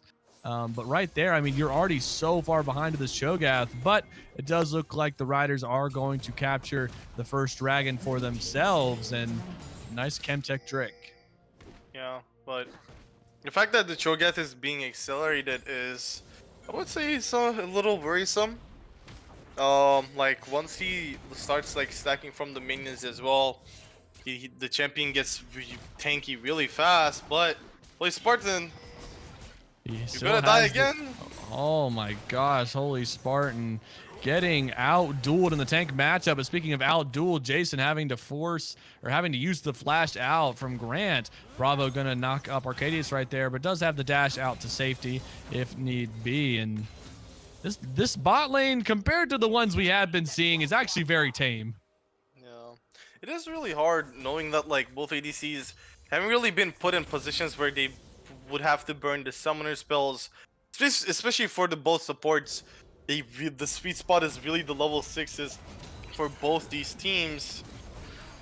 And Vital Griefer, Yeah, Whittle Griefer might be in a bit of trouble having to use the flash out. Not going to digest. I think they could have kept going even though Holy Spartan did not have the ultimate. Oh. It might have pushed to be a 1-for-1 trade, but I mean, at this point, you want to get some gold back into your pockets and not just let this Cho'Gath freely scale. yeah. The issue is that I think Hopium is so squishy that I think maybe a W and then E into ultimate from Cho'Gath would one-shot. And then Malphite doesn't really have a lot of return damage due to not having the ulti. That might have Yeah. been just like a 1-for-nothing for Vital Griefer. But he will chomp, he will feast on the Herald. So again, he still has 6 stacks. Ooh. Vectron's gonna hit the long-range bandage toss, forcing the flash, and he hits him actually whenever he's invisible, having to cleanse and flash. So nice force of the summoners without having to burn any of your own. No, just 2 bandage tosses.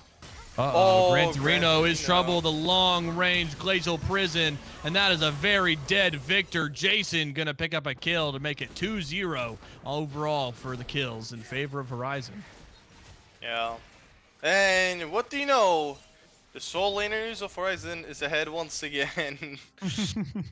I will say the mid lane one, a little bit more on Ek than Jason there. Good play, good Glacial Prison coming there from Ek. Just catching out Gran Torino. It doesn't have the flash, just not able to really make use of it. And then Ari with the Spirit Rush 3 dashes, really OP. especially into Victor, where most of your safety comes from that gravity field. R just gets out of it, does damage to you. And also, really easy to really layer the CC with the Sejuani ulti, especially with the Ahri, so good play there.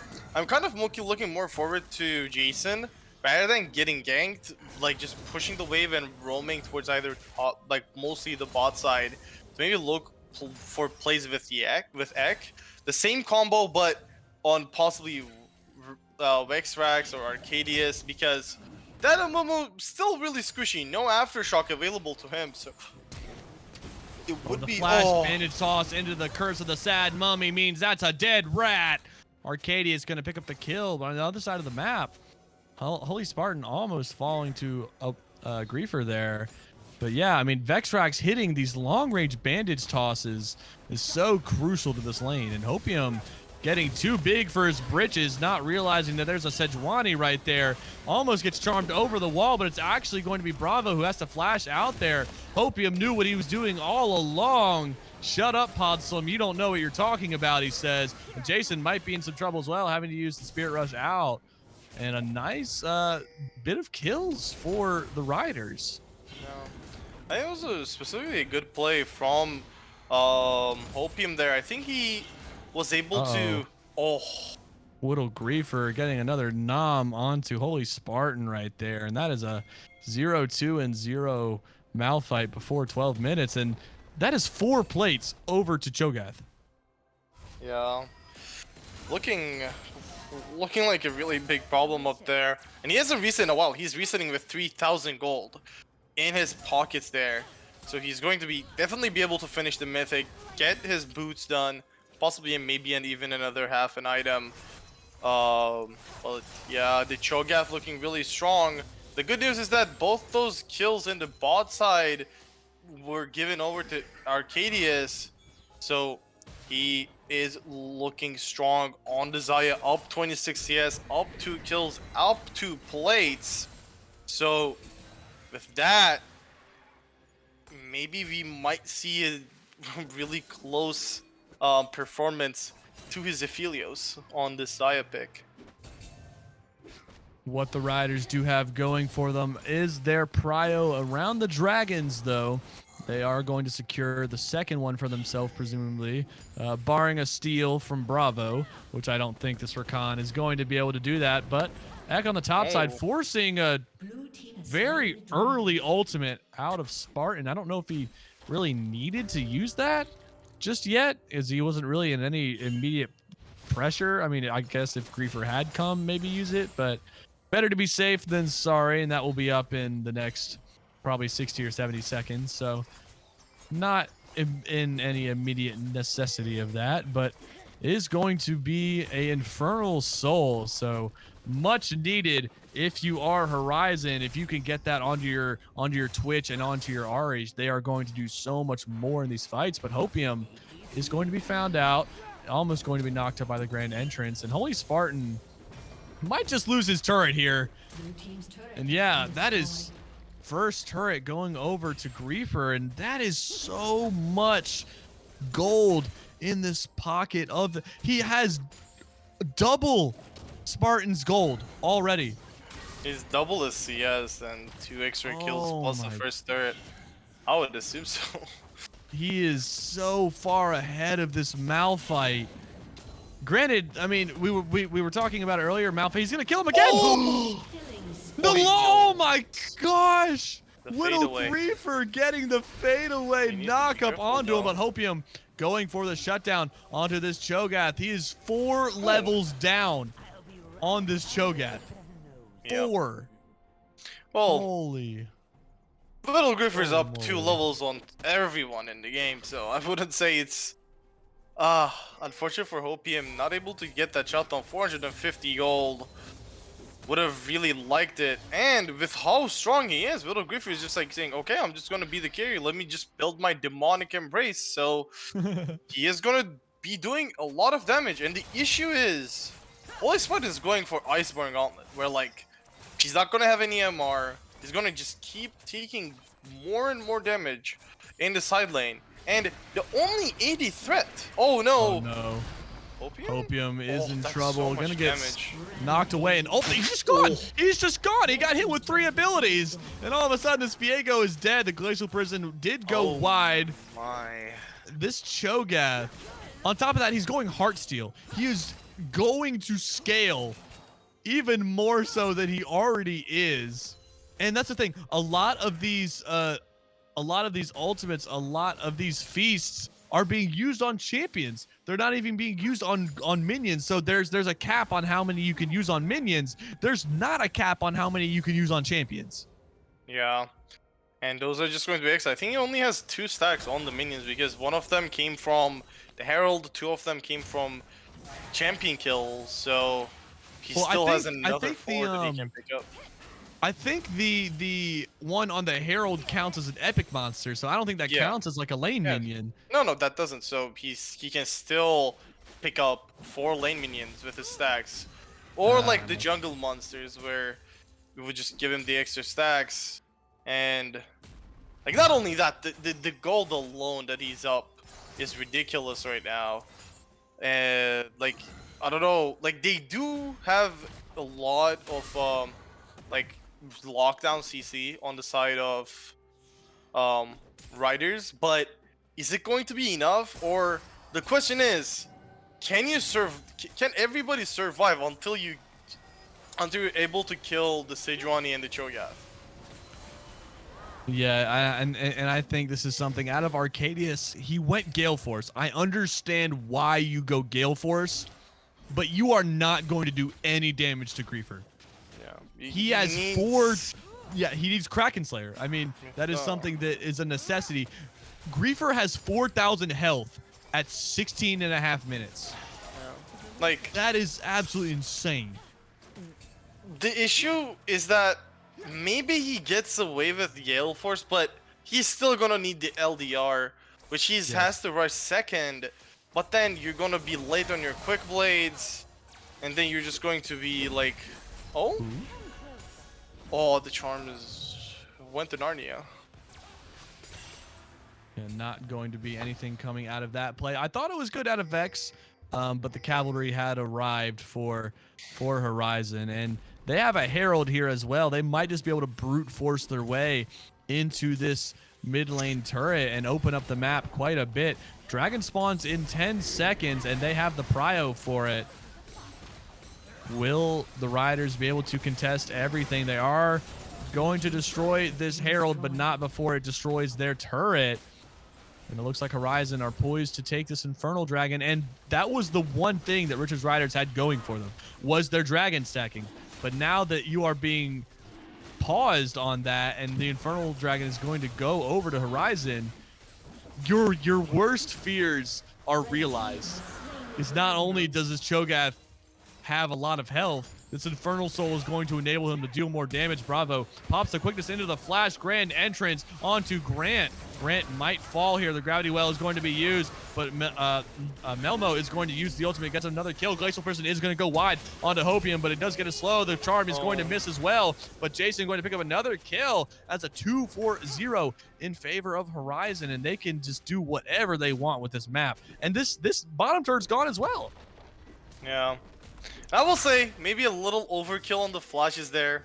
Melmo and Jason flashing kind of for no reason when Jason had like 2 more stacks of Spirit Rush left, but they still get the kill, get the bot lane turret. Little Griefer still keeping the stacking going, currently at how many? 7 stacks, looking strong. Slowly gonna build up some resistances now. Has the HP, has the EP. Only thing he's currently missing is a bit of resistances, but eventually gonna get that.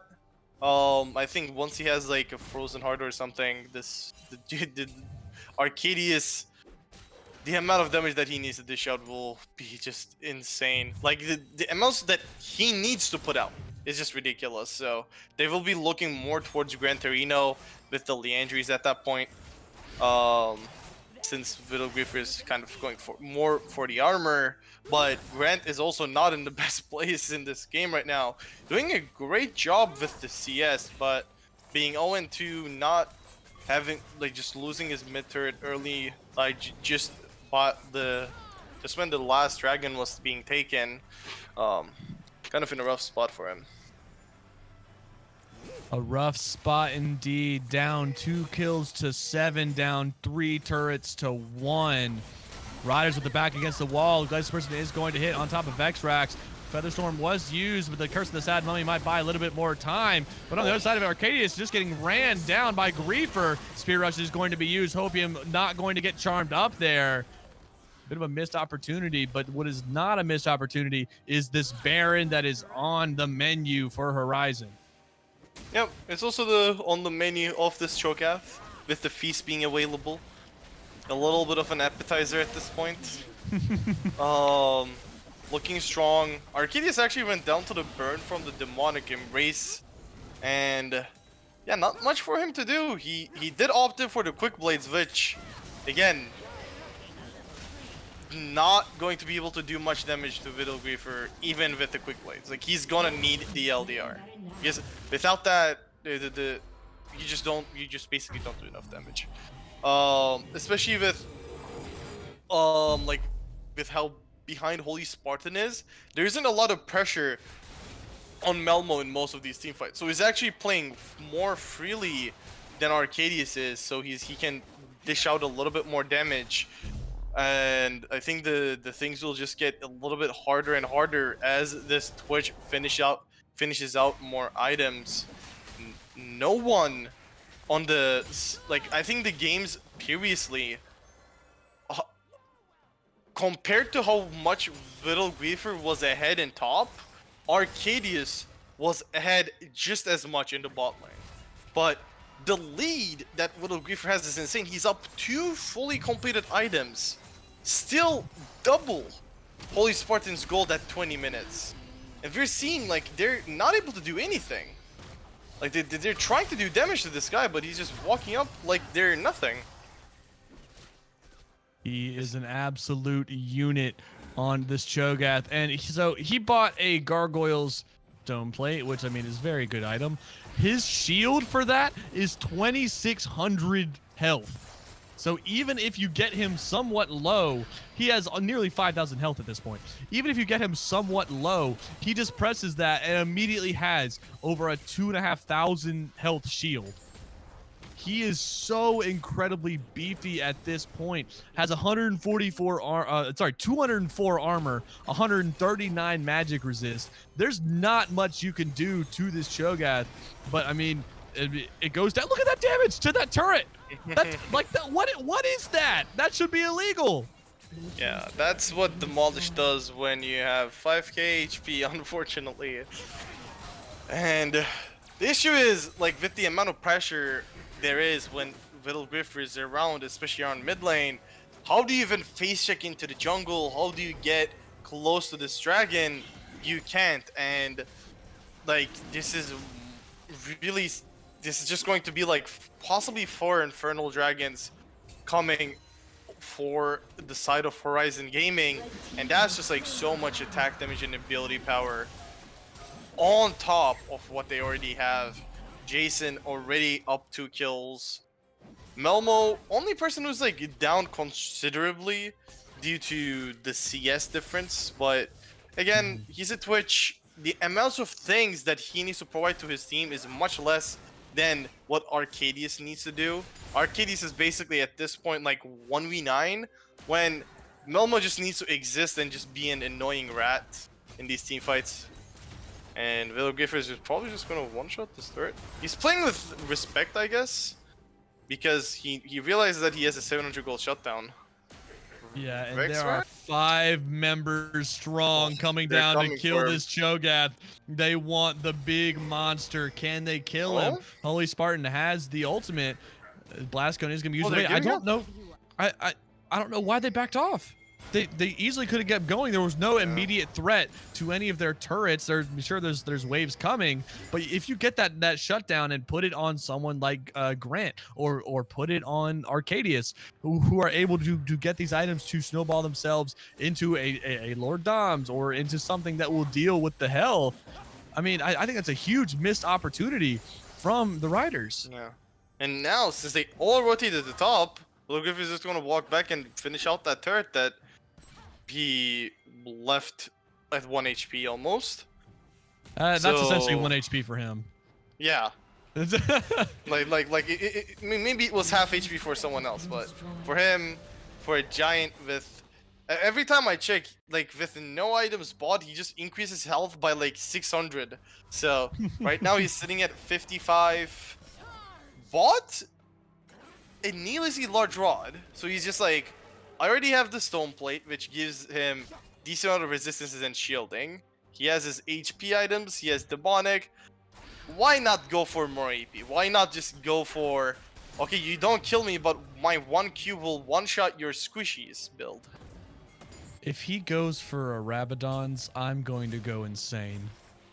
Because, I mean, I don't know all the build paths for a needlessly large, but I know that's one of them. And if I see that, I'm going to laugh hysterically. He is 4 levels up on Holy Spartan. The only other person who is anywhere close to him is Jason at level 15. Holy Spartan gets knocked up right there. The Featherstorm having to be used to keep him, Melma from killing him. Vextrax Curse of the Sad Mummy onto 2, but it's going to get charged up. It is just not going to fall just yet, but they can easily just keep going forward. Grant gets knocked up.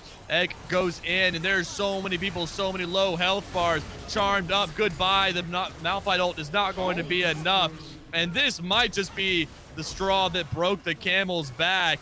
Grant trying to escape. Jason in there. There's actually no minions, so they're very stuck, but Griefer actually just has, so look at that, look at that shield. He is so incredibly tanky. What do you do against this Cho'Gath? But Griefer needs to be a little bit careful though. Use the stone plate too, so he is like sitting at really low HP here. Has that 700 gold shutdown, so if he is caught, he's going to be in some problem. The Curse of the Mummy? He doesn't have the ulti, but wait, I think he's dead. Wait, that's such a big thing, because not only does that remove him from the map, but that enables riders to try and fight for this Baron. All members of Horizon are rotating. I think it is a little bit rough. I don't think they can really get this, because there's TP available in 30 seconds, and I think the side of Horizon should at least be able to hold the line for a while. Yeah, they're so chunked. Jason, everybody's below 50% HP. Speed Rush, Charm lands. Is going to pick up the kill onto Grant, and they're trying to look for more. Jason got an extra use of that Spirit Rush because of the elimination, but all of that without the Cho'Gath. If you can't do that when there's no Cho'Gath on the map, Bravo just barely missing the grand entrance, but is going to stop the recall regardless. But yeah, like I was saying, if you can't do that when there's no Cho'Gath, there's no way on God's green earth you are doing that with a Cho'Gath. He is going Rabadons. Oh my! He is going Rabadons. He's going full damage. He says all gas, no brakes. Like, holy moly. I will say, he's getting 150 EP just from Demonic because of how much HP he has and how much bonus health he has. So that, I think that's fair. Like, he wants to, he's going to have, I think, close to 500 or 600 gold with just two items. Like the 600 AP. With just 2 items, so he has 6,000 health. Yep, and stacking. And only like 2.5 health items. Actually, no, only 2 health items. Gargoyles doesn't give you any health. It just gives you a massive. That gargoyle shield is almost up to 4,000. Yep. Oh my. That gargoyle shield is more than 1,000 more HP than Holy Spartan even has. Let's put it that way. Holy Spartan so far behind. He doesn't even have 2 items. Yep. Little Griefer's almost at 4. Yeah, I'm struggling right now. I mean, if you're the riders, you're just looking for some type of throw. Oh, you're just looking. Yeah, even then, like, can you even fully fight him? Because if you invest so much onto Cho'Gath, then they're just gonna go for this Baron. But Little Griefer flashes Oh. forward to try and get the kill, but just gets He stunned just gonna up. die. Gargoyles is going to keep him alive for a little bit longer, and die Can they he get the does, Baron but I fast mean, enough? I don't think so. I think Baron that's is just being another death taken. for no reason. Baron is not under half HP, and they might try and look for the Baron themselves here. At the very least, they destroy the vision that Horizon has. And yeah, the Cho'Gath died, but what can you do off of it? They're gonna They are lose just a going to mid-turret. force, yeah, they're going to force the mid turret down with Holy Spartan to Um, tank it. I think this is totally fine. Like, they were down 10k gold, and for the last, I don't know, 5 minutes, the Vital Griefer died twice, gave over 1,000 gold shutdown to Gran Torino, gave another kill just now, and he's going AP. So this is the issue where the AP kind of becomes an issue, where your job is not to do damage. Like, because he's gonna do his damage regardless of he goes AP or not. Like, that's how Cho'Gath works. Like, your E's will still do damage. Demonic is more than enough, and you just need to be in the front line. So when you're kind of trading your tankiness for the sake of a little bit more AP, I'm not sure how worth that becomes, because he could have had possibly a Frozen Heart completed by now. He probably wouldn't have died twice if he didn't flash in, and it would be in much a safer spot and much more secure. The goal difference. Oh my God. Yeah, I don't think you need a Cho'Gath when your Twitch and your Ahri just finished the job. Jason gets a kill. Vexrax and Hopium are just gonna fall as well. And I mean, that's just game. I mean, you have the Malphite and the Victor alive, They but can that clear is, the vision. No, not the vision. The CS. but I don't know if you can. If Whittle, yeah, Whittle shows up, Oh. throws the teleport onto the minions. So at the very least, they're gonna secure this inhibitor 20 seconds before anyone spawns for the Riders. Yeah, I think they are just going to go for the end here. Whittle is so incredibly tanky that he can just tank the turret, knocks up Grant. Grant is going to fall soon. No, he actually flashes out. Holy Spartan gets a knock up. Melmo is going to finish the kill. The Gargoyles has popped. And my, Horizon just take this game in great fashion. Nexus is falling, doing everything they can. Curse of the Sad Mummy hits 3. The Nexus is going to be destroyed. And Horizon are moving on to the finals in great 3-1 fashion. Damn. Well, what do you know? Widow Griefer, although some awkward plays towards the end, gets the job done. Like, I think, again, no disregard to, I think, the bot lane from Horizon, but like Widow Griefer, Ek, and Jason have been so, like, just so dominant for the last 3 games that they won, that it just didn't even matter what happened bot. Like, Arcadius was ahead in bot lane most of these games. Even last game, the game just that we just watched, he Yeah. was ahead. But did it matter? No, because like their soul lanes were just losing way harder than they were winning. So yeah, damn.